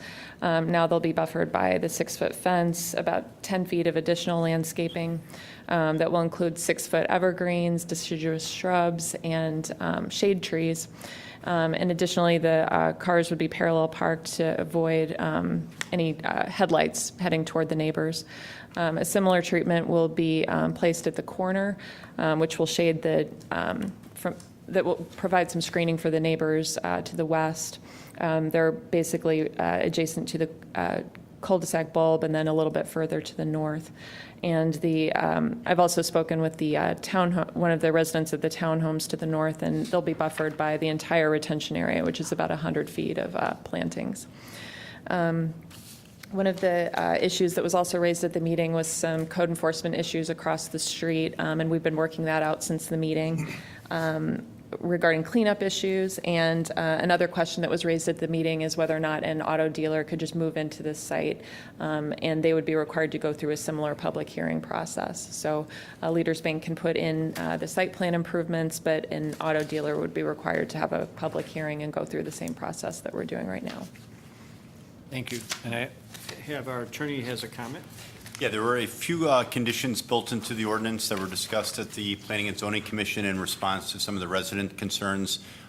Some of the resident concerns were kind of about the adjacent property, which isn't maintained very well, and staff has since. But we don't own. Correct. The applicant doesn't own that property. It's nothing to do with that property. Okay. Staff has followed up with the owner and is working on getting compliance to clean up that property. That being said, some of the owners said, look at what's happening at the adjacent property that these guys don't own. What if the same thing happens to this property? What if a tree dies? What if the fence falls down? What if the parking lot's in disrepair? And I told the public, and it's in the ordinance, that there's a provision that the applicant or their successor in interest must continuously maintain, repair, replace all landscaping, including trees, fences, et cetera, on the property in good condition and repair. And failure to do so can subject them up to a daily fine of up to $750 a day, which is the maximum allowed by the zoning ordinance. So there is some protection there to make sure the landscaping's in good repair.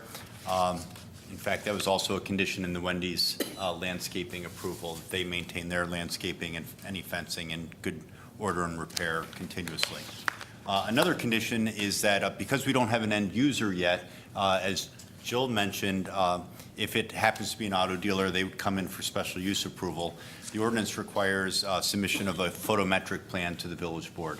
We want to make sure that the lighting, given the proximity of the residents, the lighting is under control, doesn't spill onto adjacent property. So rather than just have that approved at a staff level, unless you guys object, it's going to come in front of you to specifically approve a lighting plan.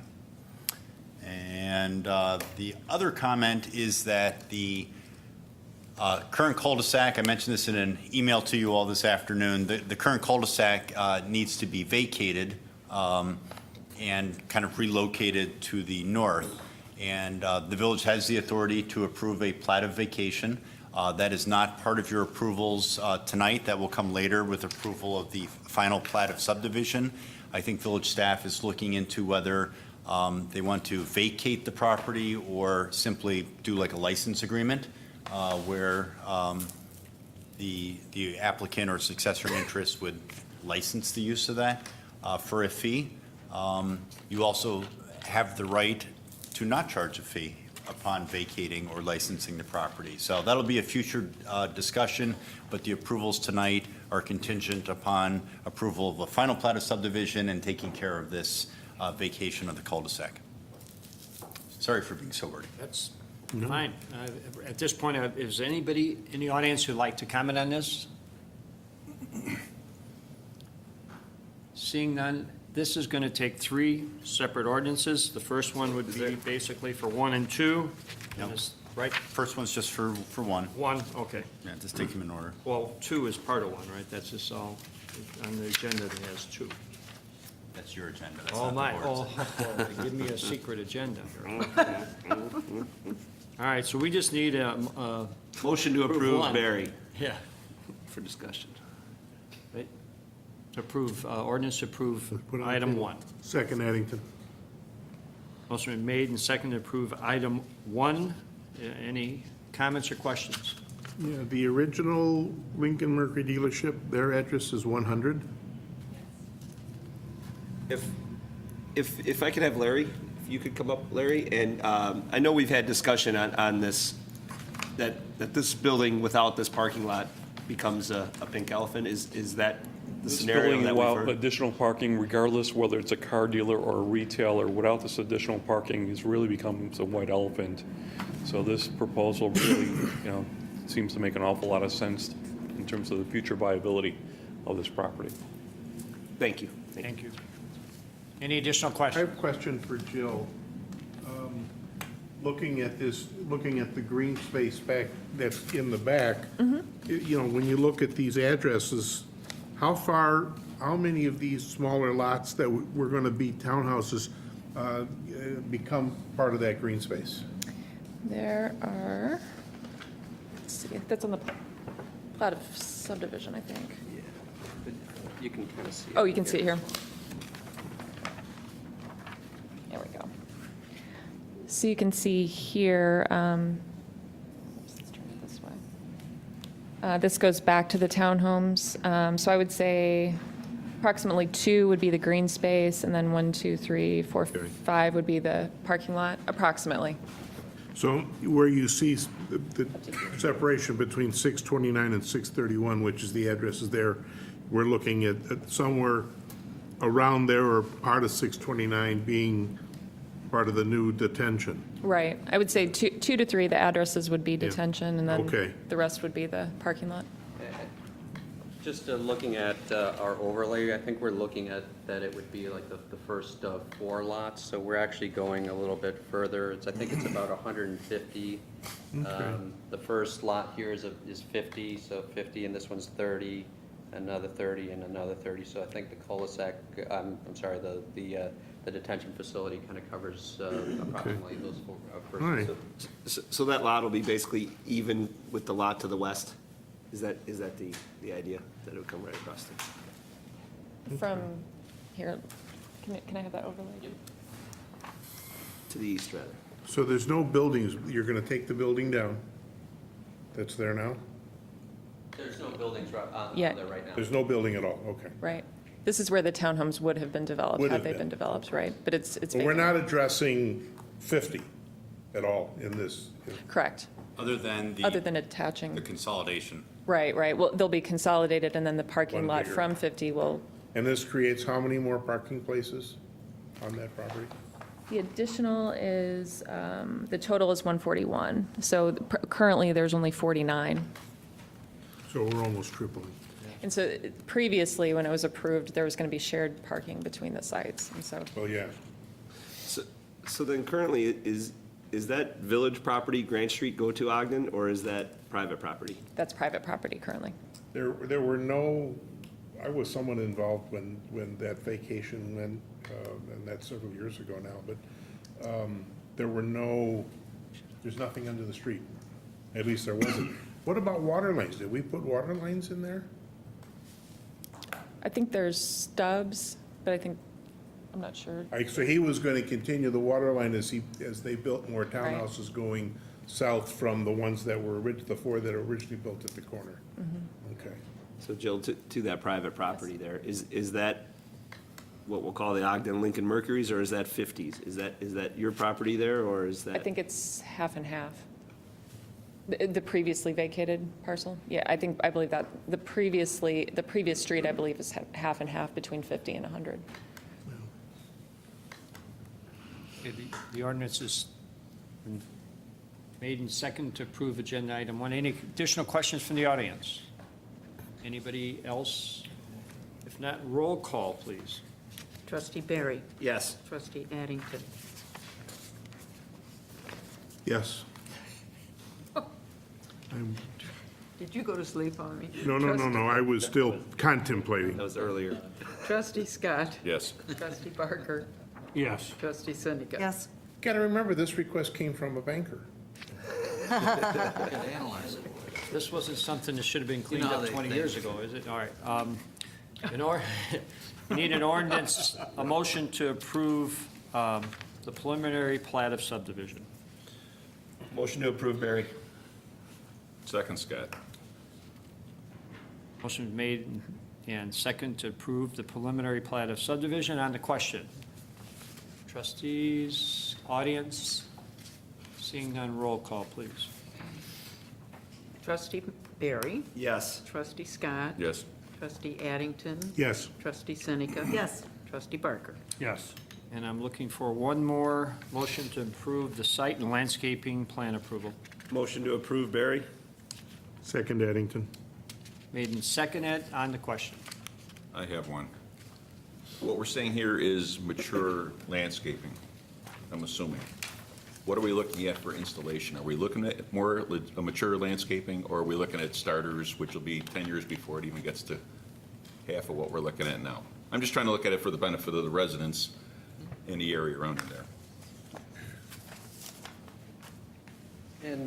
And I'm sure our landscape person would do a better job of explaining this than I will, but the installation, you're right, they're not going to be fully mature trees. They're going to be based on kind of the caliber of tree that does provide the ability for it to grow. Now, there's different items. One of the things that we really worked hard with staff on is to include different plant material. So you are going to have material that is going to grow in a lot faster, especially like, for example, for the properties on the east. We are also including some shrubbery, which is going to grow in a lot quicker. But also for those properties to the east, there is already the installation of a 6-foot fence. So obviously that's going to be up right away and provide that barrier. As far as Chain link? No, it's not. It's going to be born on board. It's going to be a privacy fence.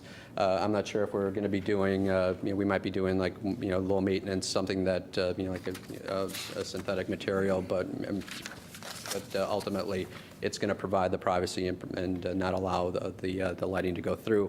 On the detention area to the north, what we're envisioning is kind of just some plantings that are don't really require a lot of a lot of growth, that they're kind of low maintenance, that that do well in in a wet environment.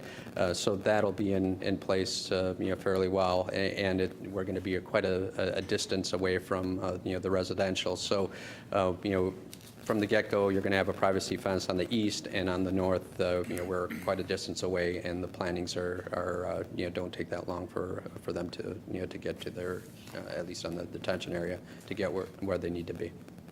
Do we have Bob Fleck's stamp of approval on this? Has he worked on this, or has he seen this landscaping Yes, plan? he's approved it. And he's okay with it? Yes. And they'll also be checking the wetland plantings that are within the detention area to make sure, it doesn't get weedy. So, we'll be checking out those things too. Trustee Addington. Yeah, again, during your, either through staff or at the planning and zoning, because this detention basin is now up more towards Liberty Park, where we know they've had some flooding issues, was there any discussion on what this might do? If anything, it should, I would expect it to help the situation. I mean, it's only intended to take on their site drainage. But currently, I mean, you've got a lot of flat green area where water can run off, whereas now it's all going to be directed into the detention basin, so. And the parking lot, is that going to be impervious or just asphalt, regular asphalt? It's just asphalt, yeah. The retention area won't hold any water. The what? The detention area won't hold any water. Right, it's just a wetland. It's just when, yeah. It will if it, I mean, the wetland plantings are designed to take on that water so that it will fill up if we have a heavy rain. Then it dissipates. And yeah, it'll slowly then go into the So storm. it's a dry detention. It better have water in it. Right? I mean, it better have water Yeah, in that's it, what it's otherwise somebody designed did to. something wrong, right? I mean, Right, Yeah. and that's why you have wetland plantings in it, because it's going to be a wet basin, so. And then there's a pipe that releases the water into the storm sewer, and it's a restrictor, so it releases it at a Right, in a day or restricted two, rate. all the water's gone, so it's not a neighborhood attraction. Yes. Right, that was one of the questions that, or one of the comments that we got from Liberty Park, is that the storm sewers were just overloaded, and so the intention of this is to slow that water down so it doesn't overload the storm sewer. Right, I watched the show, yes. Any additional questions? It was a good show. Anybody from the audience? If not, roll call, please. Trustee Barry? Yes. Trustee Scott? Yes. Trustee Addington? Yes. Trustee Seneca? Yes. Trustee Barker? Yes. And we look forward to the improvements. It's going to be Thank you, nice. gentlemen. Thank you. Thank you, Mayor. Thank you, trustees. Thank you. Thank you. Agenda item D, 20 East Chicago Avenue, Sunrise Distributors. Board to consider ordinances approving the following requests from Farhan and Yusuf Karim of Sunrise Distributors Incorporated to operate used automobile sales with an automotive repair business that includes body and fender work and vehicle painting in the B2 General Business District. 1, special use permit to allow the sale of used automobiles. 2, a variance to permit the sale of used automobiles within 500 feet of a residence district. 3, special use permit to operate an automotive repair business that includes body and fender work and vehicle painting. And 4, a variance to permit the automotive repair business within 500 feet of a residence district. Manager Searle. Discussion at the April 9th public hearing centered around painting the existing fenced parking lot and junked vehicle storage. Applicant stated intent was to provide enough space to access the rear lot, but did not want to stripe the parking spaces. Commission recommended approval with conditions of no more than 50% of the parking lot capacity to be junked cars. Applicant did not represent junk cars to the Economic Development Committee, so staff recommends attached more restrictive conditions. Applicant submitted a revised site plan clarifying how the parking lot would be utilized. That is attached with the staff's and the commission's recommended conditions. For zoning code, all junk cars must be stored indoors, and vehicles for sale can be in the lot. And the petitioner, I believe, here is to answer any questions. Good morning, good evening, It's been a Mr. long Mayor. time. All right. This seems like tomorrow morning. I'm Gary Moore. I'm an attorney, Naperville, Illinois, address at 535 South Washington. I'm representing Sunrise Distributors, Yusuf Kareem, the owner, and Farhan Kareem, his son, who's going to be operating the business here. We did not have any site plan at the commission meeting, and they raised a couple questions. One was the access for fire trucks, so they did prepare this site plan to indicate the space that would be available for fire, which is all the brown area. And at the same time, there, as noted, there had not been any discussion really prior to the commission meeting about inoperable vehicles. And Mr. Kareem, who's with me, Farhan, will discuss the difference between what we call junk vehicles or inoperable. So that's clarified as much as possible. And in the discussion that came up at the commission, because they asked about that, we talked about percentages, and they said, well, we don't want more than 50% of the space in back to be used for inoperable, and we said that would be okay. And in fact, the proposal that we'd bring now is that if you took the purple spaces in the back and then the spaces right behind the building, that adds up to a total of 44. That adds up to a total of 44 spaces, and only the 10 right behind the building would be proposed for inoperable vehicles. So even less than the 50% that the commissioner recommended, petitioner would look for just 25% of the total spaces available in back would be for inoperable vehicles. The Sunrise is not currently the owner. We've got a contract to purchase the property from the bank that now owns it. The approval of the special uses and variances are conditions to that contract. The staff, after the commission meeting, the staff came and said, well, we don't think there should be any inoperable vehicles in back. The function of the operation is going to be that everything in the back is going to be what's in back is going to be for sale, except for the spaces along here that I'm pointing to. Those are for staff employee parking. Everything else is going to be bought by the petitioner to sell. The body area, the body shop area is going to be used to do some work on the vehicles, and the amount of work is going to vary with the vehicles. And that's where the discussion came up of, well, what's the condition of the vehicles going to be? And at this point, I'll have Mr. Kareem explain the difference between inoperable, as he'd see it, and junk. And that's not the end-all, be-all of the discussion, but at least you'll see how he intends to operate it and some distinctions.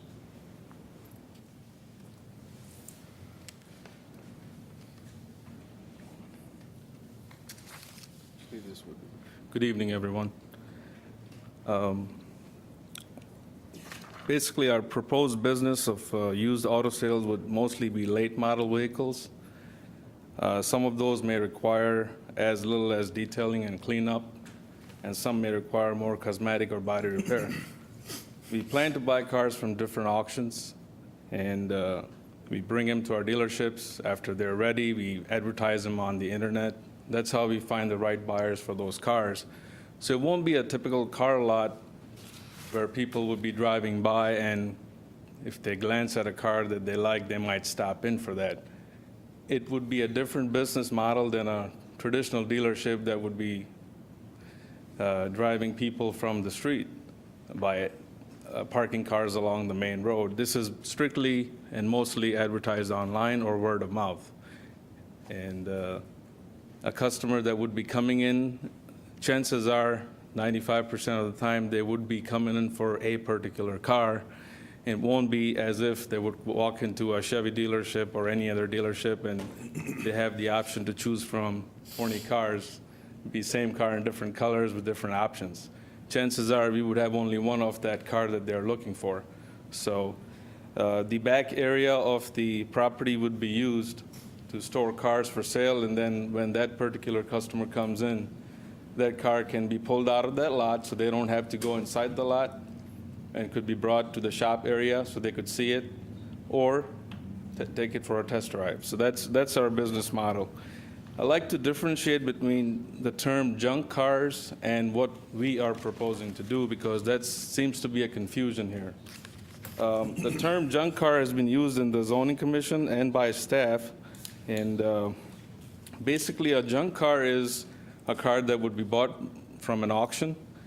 It carries a junk certificate because it's beyond repair, or it's so badly damaged that the cost of repair is more than the value of the car. That car cannot be sold or titled in Illinois or any other state, and cannot be sold to general public.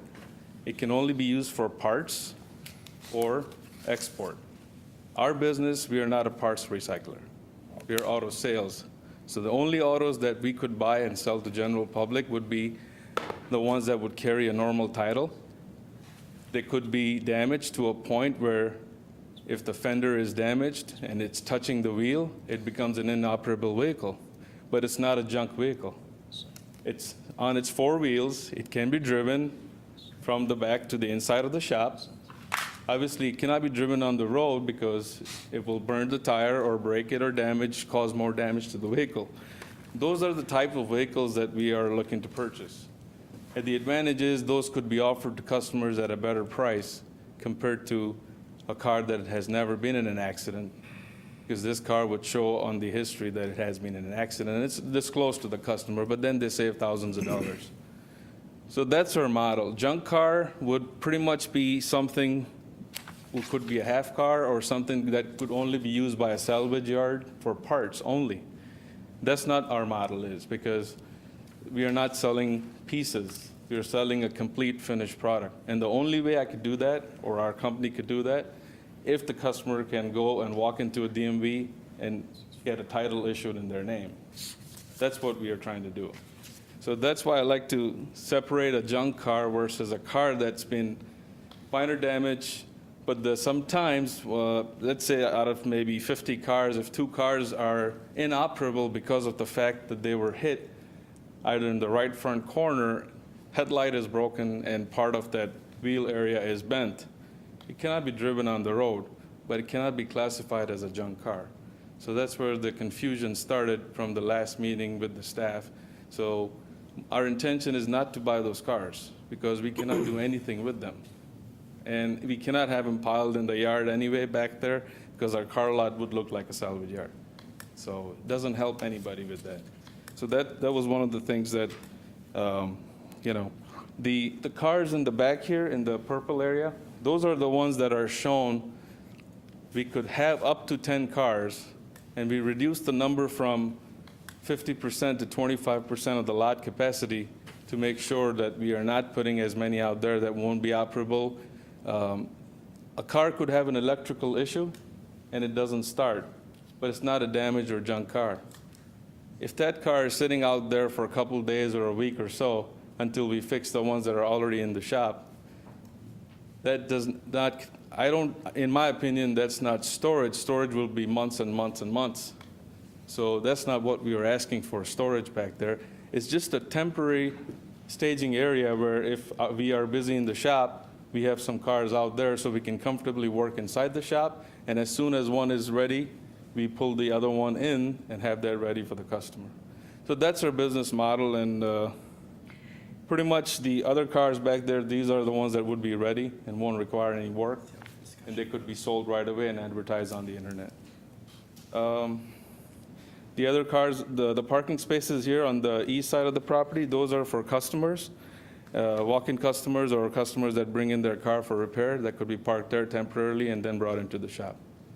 So that's pretty much the summary of this, and we made sure that there is enough room, like Gary pointed out, for the fire department or any other emergency situation occurs that they would be able to easily get back there. And we plan to keep it this way, so it's neat and clean and it's organized. Any other thing I could say? Or I didn't know if staff, if Jill, if anybody has, if you'd like to. If I could add some clarification to that. So his main advertising is going to be on the internet. And for purposes of argument or discussion, we would say that the purple ones are all being advertised. And staff and we, for purposes of comparison would say that the ones that are inoperable may not be advertised.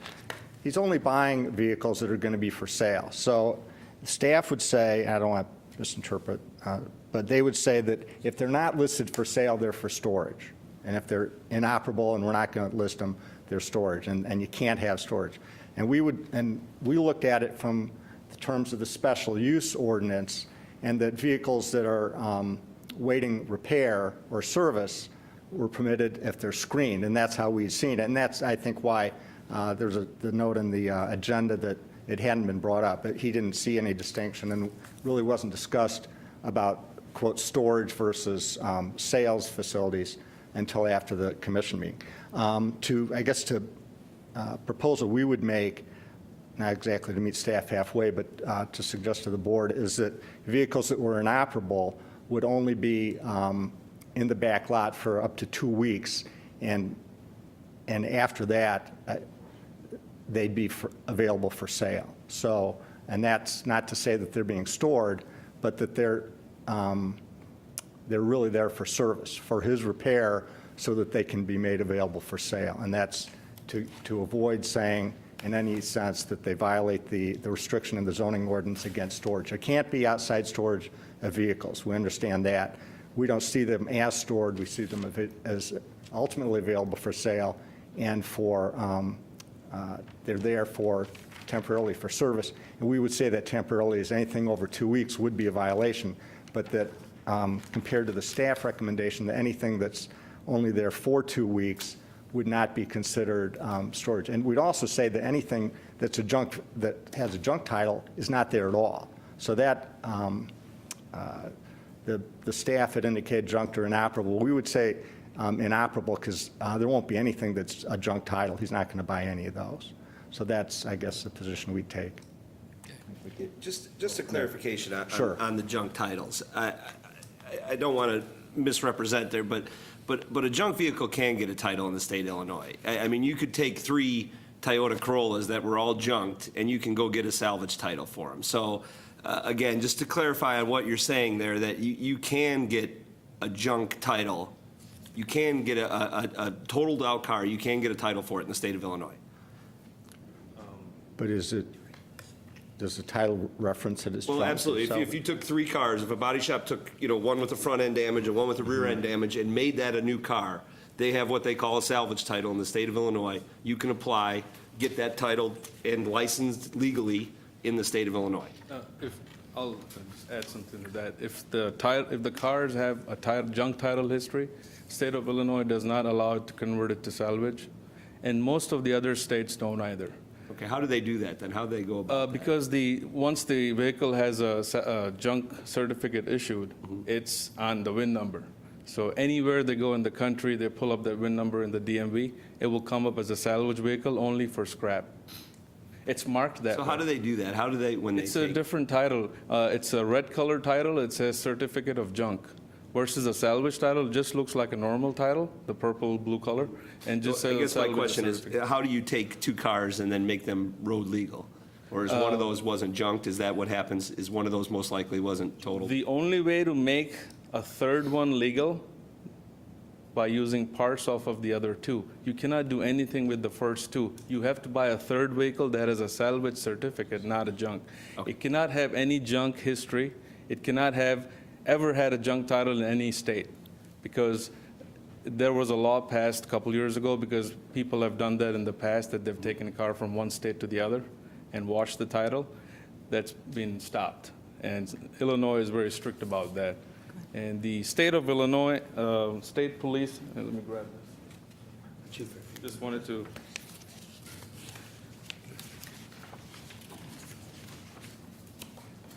There was an article I had about the state police. The auto sale or the auto dealers are inspected monthly by the state marshal. Right there. The state police actually, they come out for inspection. So we are heavily regulated by car dealers and auto repair places. They are regulated by the Secretary of State Police monthly. When there's a new dealership, usually they pop in more than, well, like I would say twice a month, and then it comes out to be a monthly inspection after things are okay for a couple of months. It depends on the inspector what they feel. So they regulate all the VIN numbers. They come in. We have to maintain a police book to make sure all cars are tagged and records are available. They could randomly go in the lot out there, and if they see a damaged car or a normal car, they could come in and ask for a VIN number verification and receipts and title. Title has to be at the dealership, otherwise that car will be towed by the state marshal. So those are the regulations that they pose on any car dealerships across the U.S. And Illinois is very strict about it, which is good. Jill. Because that stops a lot of Yeah, stuff. that's I know I'm going to ask Jill to comment on a couple things. Let's let her Thank you. give us some input. And Oh, sure. I think this way is better. The applicant is requesting a special use to sell used cars and to repair cars. The Planning and Zoning Commission discussion talked a lot about inoperable vehicles, which surprised us at the meeting since we felt that wasn't represented at the Economic Development Committee. The Economic Development Committee made a positive recommendation based on used auto sales and repair vehicles, and we didn't discuss the inoperable situation. We assumed that inoperable vehicles would be stored indoors, while sales of used cars would take place out of doors in the parking lot. And the recommendation from EDC was also to not have any used auto sales take place along Chicago. We recommend the more restrictive conditions be placed to ensure the property is improved. The comprehensive plan recommends commercial uses in this area and for it to be potentially redeveloped someday. And the existing residential uses at the apartments are not ideal. We typically don't have people living next door to, a more stringent use like, auto repair, auto sales, paint. So again, we're not recommending inoperable vehicles be stored outdoors, since this would potentially make the situation worse. We also feel that it would be difficult to enforce with the fence that's out there now. And ultimately, we'd like to see the property be improved. I think our attorney has a comment. Yeah, first, just a clarification for the applicant, looking at the site plan. I think you said no, you would not have a tow truck on site. Is that correct? And where are the garage bay doors? The garage bay door is right here. On that side, okay. On the east side. I wasn't sure if the vehicles you show against the building would be blocking garage bay doors. I thought they were facing north. Yeah, no. Okay. So my only On the east comment side. for the board, I guess, is you have two different options of special conditions. So when you get to the vote on the special use, if you're inclined to impose any special conditions, ask that you either specify option 1, which is a staff recommendation, or option 2, which was the Planning and Zoning Commission recommendation, or if you want some additional ones or cuts them out, of course, please specify. And if you have any questions about those, I'm happy to try and answer them. I have lots of questions. Before Sue, can I ask if anybody in the Sure. audience has questions on this?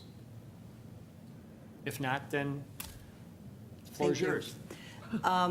The inoperable vehicles, those will not be on the website at all until they're repaired. Yes, So technically. they won't be marketed. They cannot be, because who would want to buy a damaged car Right. other than another dealer or a body shop? Right. And they have access to auctions, so why would they buy a car from us? Right. Where they could walk into Okay, any good, auction. good. And to advertise it and say this will be pretty in 2 weeks, So those cars will never be sold until they are completely repaired and fixed. yeah, and those would be small repairs, so we're talking couple number of days, a week. Okay. And if there's a part waiting on, Okay. usually the parts are available readily. But sometimes it could be a couple days, so they won't be sitting there for months or months and months, and then someone has to come and tell me to move them.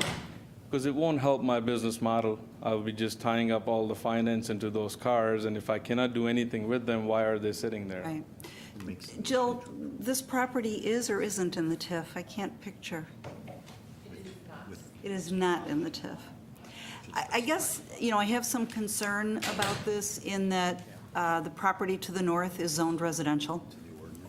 That could have an impact on marketing that land if a developer wanted to come in. It's been a while, but I thought at the Economic Development Committee meeting, I thought there was discussion about redoing those apartment buildings. Yes. You know, Well, that's one of our... gutting them, making them nice, redoing them. Would that still be in the plan? Yes, definitely. That has to be in the plan, or that is in the plan, because without those apartments are not marketable, and some of them need And all those are cosmetic. non-conforming, right? Correct. They're non-conforming because they're next to B2. B2 doesn't allow residential. And then I'd also like to note that there's a limited amount of improvements that can be made to the apartments because any building permit would trigger sprinklers.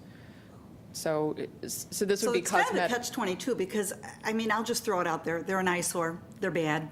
We have issues there. I'd like to see them gone. That's just me. But my bigger issue, I don't really think this fits into our comprehensive plan. I'm a little concerned. Everything sort of changed since economic development. I thought we talked about a minimum price for the cars, that they would be more upscale. Maybe I'm not remembering it correctly. Do we have But I a thought price point on the cars? Well, the cars would be $12,000, $15,000. I mean, average price cars, those are affordable to people normal that can buy. It could be a $40,000 car if there's a customer out there that needs one and we can find one for them.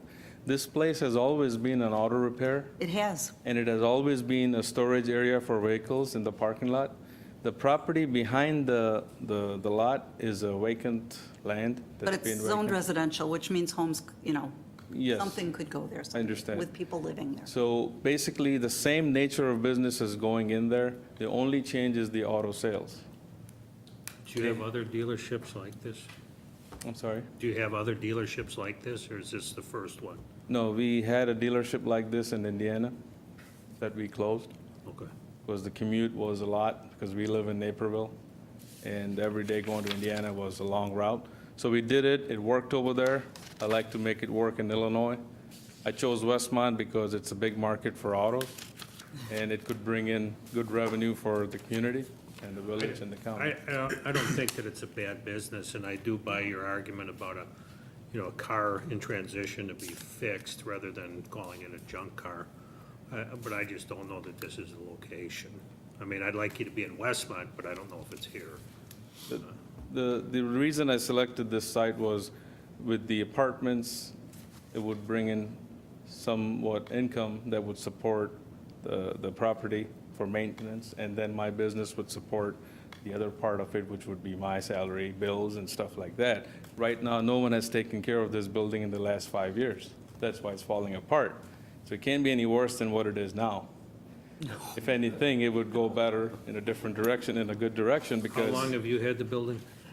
I haven't bought it yet. We are looking, we are in a Process contract. of- Yeah, Right, you did say that. and our contract is all I contingent. guess I'm concerned because the apartments are non-conforming, which, as Jill pointed out, that limits what they can and can't do without losing that non-conforming status. Correct. And yet I look at that building, and it needs a lot.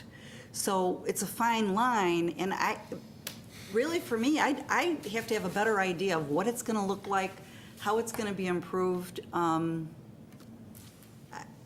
you talking about remodeling, repainting, new cabinets, new bathroom in the apartments so they're more habitable? That's all I'm allowed for Right, without putting in a sprinkler system, which I cannot afford at the moment. So it's a cosmetic for inside? Yes, and the outside, if it needs tuck pointing, it needs maintenance, nice landscaping around it, wherever's possible. There's not much over there, but wherever there is. And proper maintenance, mailboxes are broken, those things need to be fixed, fire extinguishers, those are all on my list. Good. And those are the things that the village would allow me to do.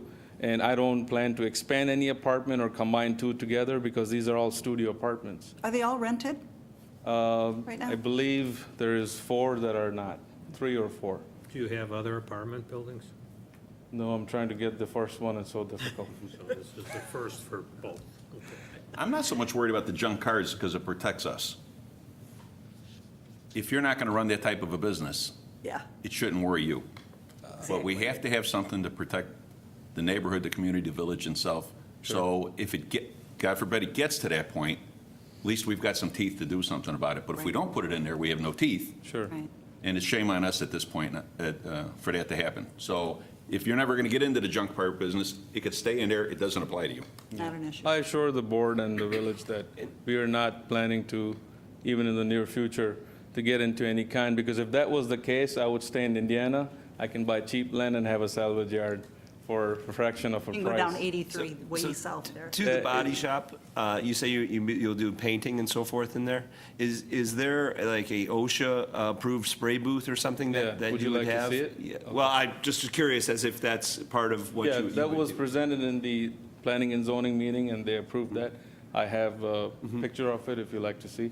No, I just was curious. Yeah, as if it would that be was- a completely 99% efficient spray booth with the latest. I think that's part of the conditions.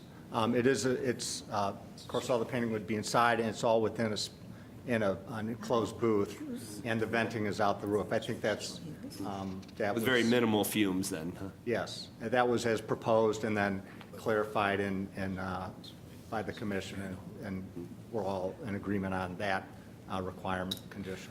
Well, I kind of stand with some of the other trustees. I'd love to have you guys in Westmont. I just don't know that this is a really good fit long-term with our comprehensive plan. I don't know that that's ideally what we would like there. But I mean, my concern is it's Are you not an... indicating that you would object to, even if the inoperable vehicles was off the table point? Because he's proposing that he'd be purchasing some vehicles that might need some work in any event, that he could do at the shop, and they'd be for sale really from the time he bought them. And the staff proposal was that recommendation and at the commission was that this is consistent in terms of the special use and the variance mainly having to do with it being within 500 feet of residential, that's consistent with the current use, and that it is on the edge of a business area. It is screened, which is a requirement for the special use also. So if you're indicating that you wouldn't approve that operation at all, I don't want to say it wasn't a concern of the commission. I think the commission was concerned about the access for fire and then talked about the inoperable, but they thought that the proposal generally and the use was consistent with what's there now. And I guess we'd want to hear if that's what you're saying. You know, one thing that didn't come up at that EDC meeting was how far is the residential from this building? It's a couple hundred feet. I think I measured, I think it's 100 to, do you want to go ahead? You're talking about the residential lot or the actual house? There are two... Residents, you got apartments or Well, you there's got the house. apartments there. Put it this way. Well, because you're going to have, because what we do is, on Ogden Avenue, we have our car dealers, and the ones that butt up against residents have to keep their garage doors closed when they're doing work on it. And so what I'm trying to figure out is that something that has to be imposed here, so the residents that are there or will be there will have to listen to mechanics working, grinding going on, whatever happens in there, we don't allow it somewhere else for that noise to, be getting to the residents. Do we have to worry about it at this property here? Remember, the residents abut this because of the apartments. Well, So if you're asking how close they are, they're Actually in the building. Right there. Right. building almost. Well, I'm saying, but that hasn't been brought up yet. That wasn't brought up at EDC. No. And I don't think anybody thought about it at that point. We were more looking about used cars, but we're now, more about repair shop and stuff like that. And I think that's something we have to take into consideration, because the people who live in the apartments have their doors open, have their screen doors or their windows open. And during the summertime, Well, could be an issue. as was mentioned, the bay is, this is the building, the apartments up front, the garage service area here, and the entrance space here. I don't think there's a problem with keeping that closed.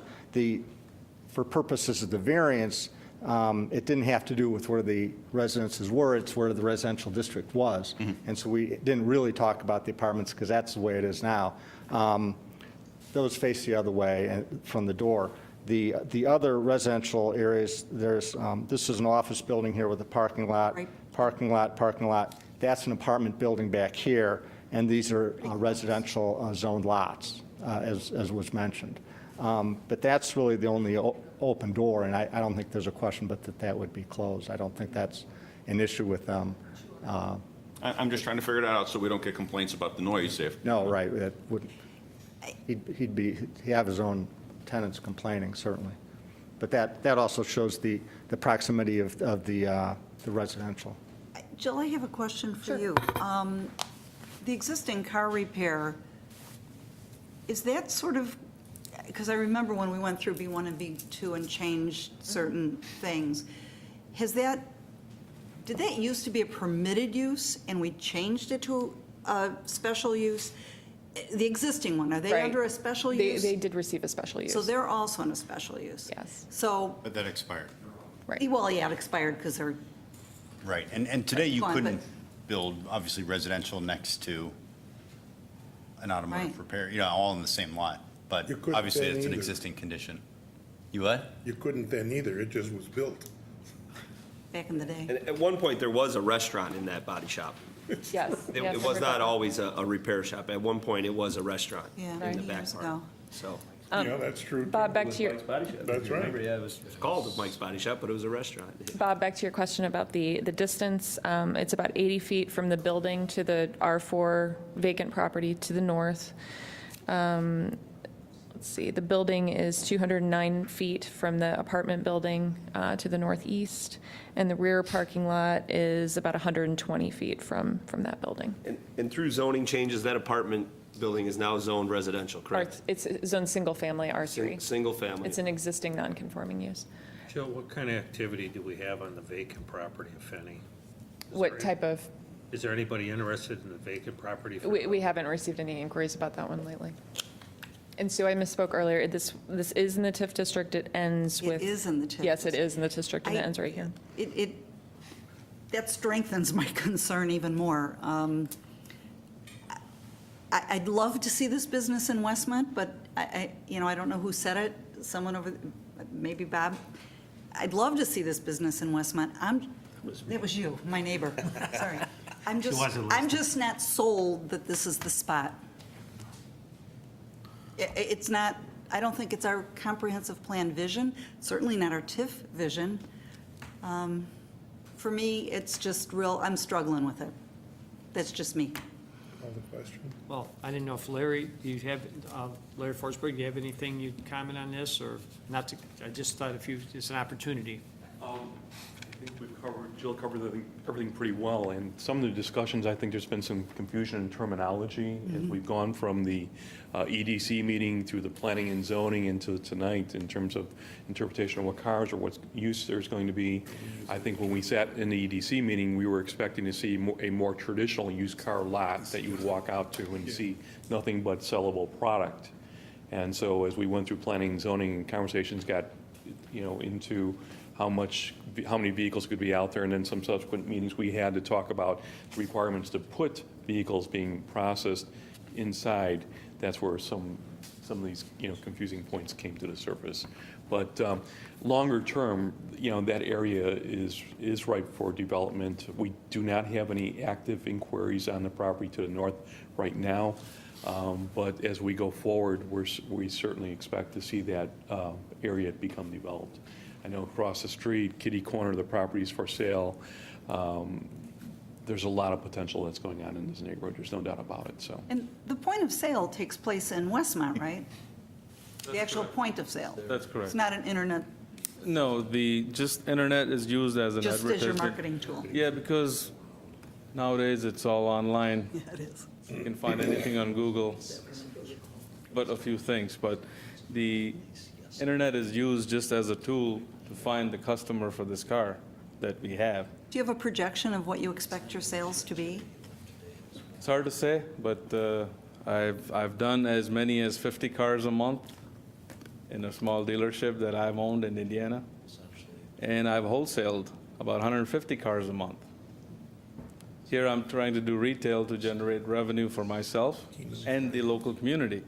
Because if I sell cars just online, you're right, the sale won't take place here. But this is all happening here because that's the only way you can hold an Illinois dealer license. So you don't ship out of state? Okay. even if you do ship, the sale takes place here. Customer does the paperwork, pays for title, plates and stuff. They don't have to buy plates here, but I could do still their title, and then the car gets shipped. But the sales tax is collected in Illinois. Okay. Okay, anybody in the audience? Additional, well, there's still Call the some out question. there. I called almost everybody. If not, then I'm looking, there's 4 different items that each needs a Be motion. separate? Pardon, separate? Separate. So. And if you make one, Item you number need- 1, Yeah. I will make a motion to approve. Addington? And item 1 is special use permit to allow the sale of used automobiles. And do you want to state an option of 1 or 2? Or maybe another suggestion is if the special uses get approved, maybe we do it as a separate motion to address all the special conditions. Okay. So there's been a motion to approve item 1. Is there a second? Second, Scott. Motion been made and seconded on the question. Seeing none, roll call, please. Trustee Addington, No. trustee Barry, No. trustee Seneca, No. trustee Barker, No. trustee Scott. Yes. Okay, the motion has failed. Do I hear a motion on number 2? Variance to permit the sale of used automobiles within 500 feet of a residence district. Motion by Addington to approve. Second, Scott. Motion been made and seconded. Any questions? Roll call, please.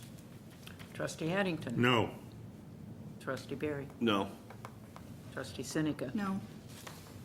trustee Barker, No. trustee Scott. Yes.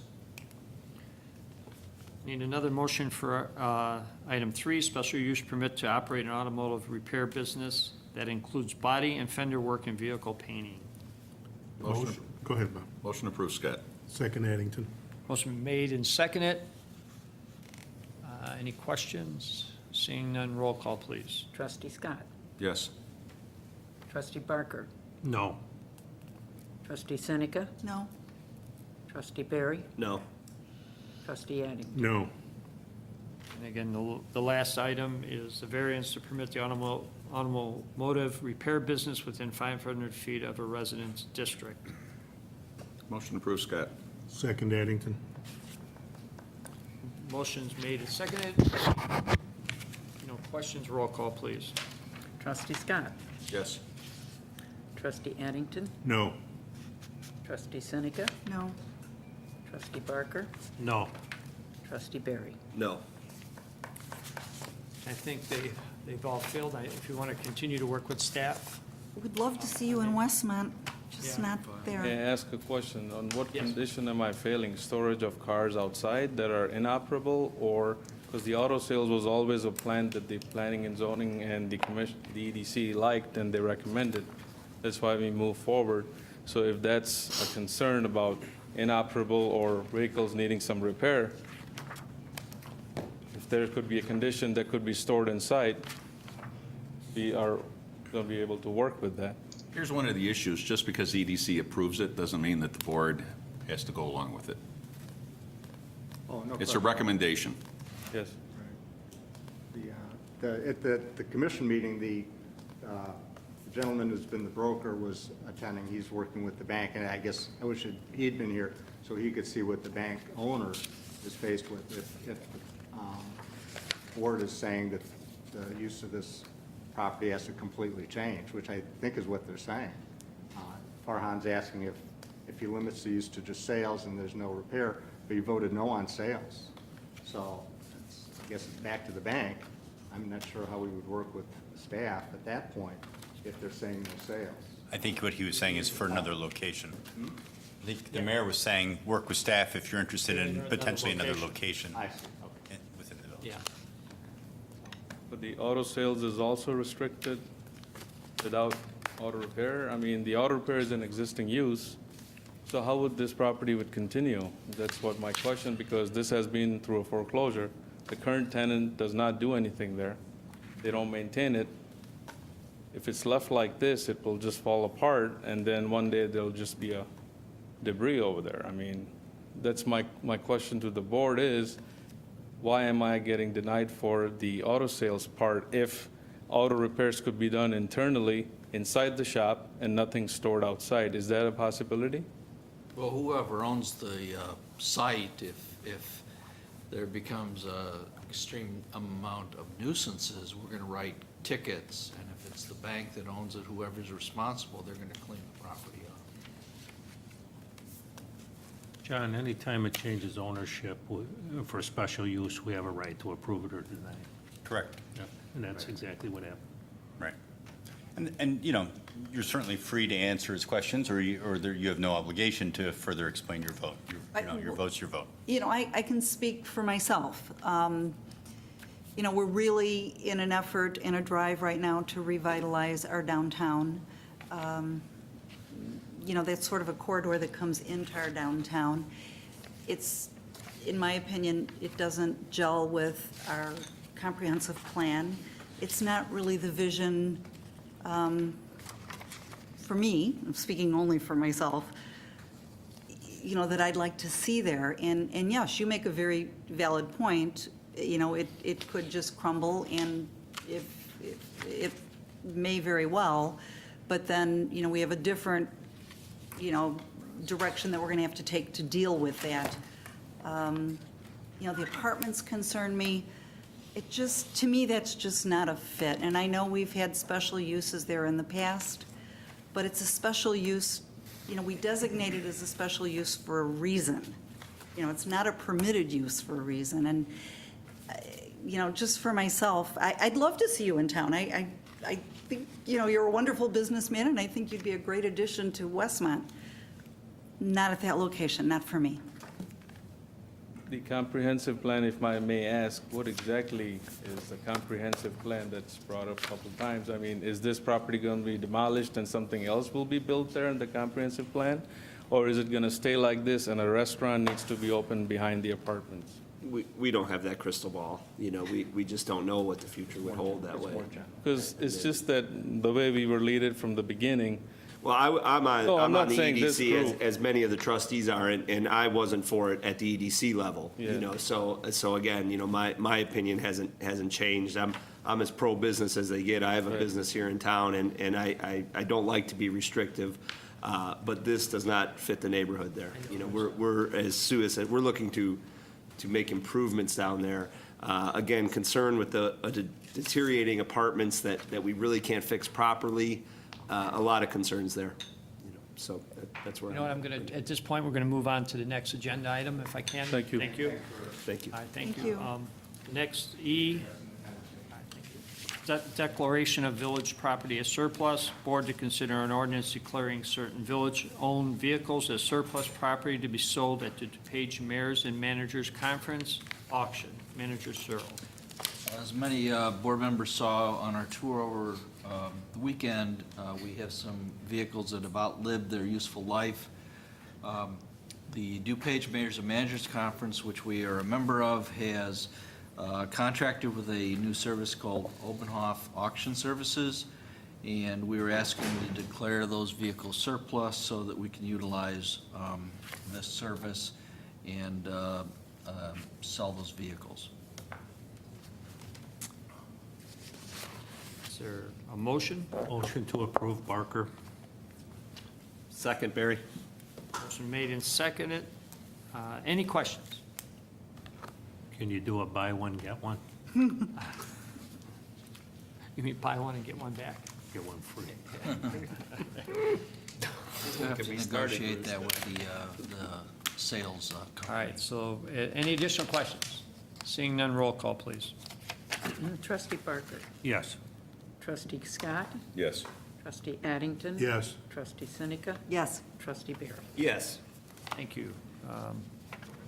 F, agenda item F, lease agreement, Canoka, did I say that right? Conica. Boy, it's getting late. Minolta. Board to consider ordinance, authorize the corrected agreement, Conica Minolta for a 5-year lease of 10 copy machines. Manager Searle. Okay, this item was approved at the April 3rd regular meeting. However, there was a mistake found in the agreement that changes the payment terms. a corrected lease needed to be approved. I believe this was discussed with the village attorney. The current lease expires in May. Additional savings achieved by reducing the number of copiers by one machine for this lease period has been achieved through an internal review the staff did. And we're recommending renewing it with Minolta. We did look at several vendors, and a number of our employees in different departments actually, did they go and yeah, I guess they went and visited and tried out a number of machines. We've had this particular vendor for some time, but they felt that this was the best value to continue with. And this was approved at the last meeting. This is just a correction during a price term item. That's, they used the word typo, I said correction. I'm not. Is there anybody in the audience from, oh, there is some. Poor young lady's been sitting here all this time. Oh, this poor lady's been waiting. We have a question. You do? You're not a reporter? No. I'm Ashley. I'm obviously with Conica Minolta. I'm here on behalf of Jake Martin, who is the actual rep for this account. He's in another meeting this evening, so he asked me to come by. But I guess the issue was you decided to go with a 60-month lease and at quarterly payments. They made a mistake on the lease and wrote 15 payments, whereas it needs to be 20 to make that jive. So 20 payments at quarterly would equal the 60 months. So I think that's the only change that was going to be Staff made. approves it. When So you it call, doesn't change the price, it's just the No. number of payment period. Correct. I liked it better at 15. I know, right? well, I know when our rep called today, we told him he was last on the agenda. And that's when he decided he wasn't going to be here. That's when he dated me. Sorry, we made you wait Is so there any, long. right. can I have a motion?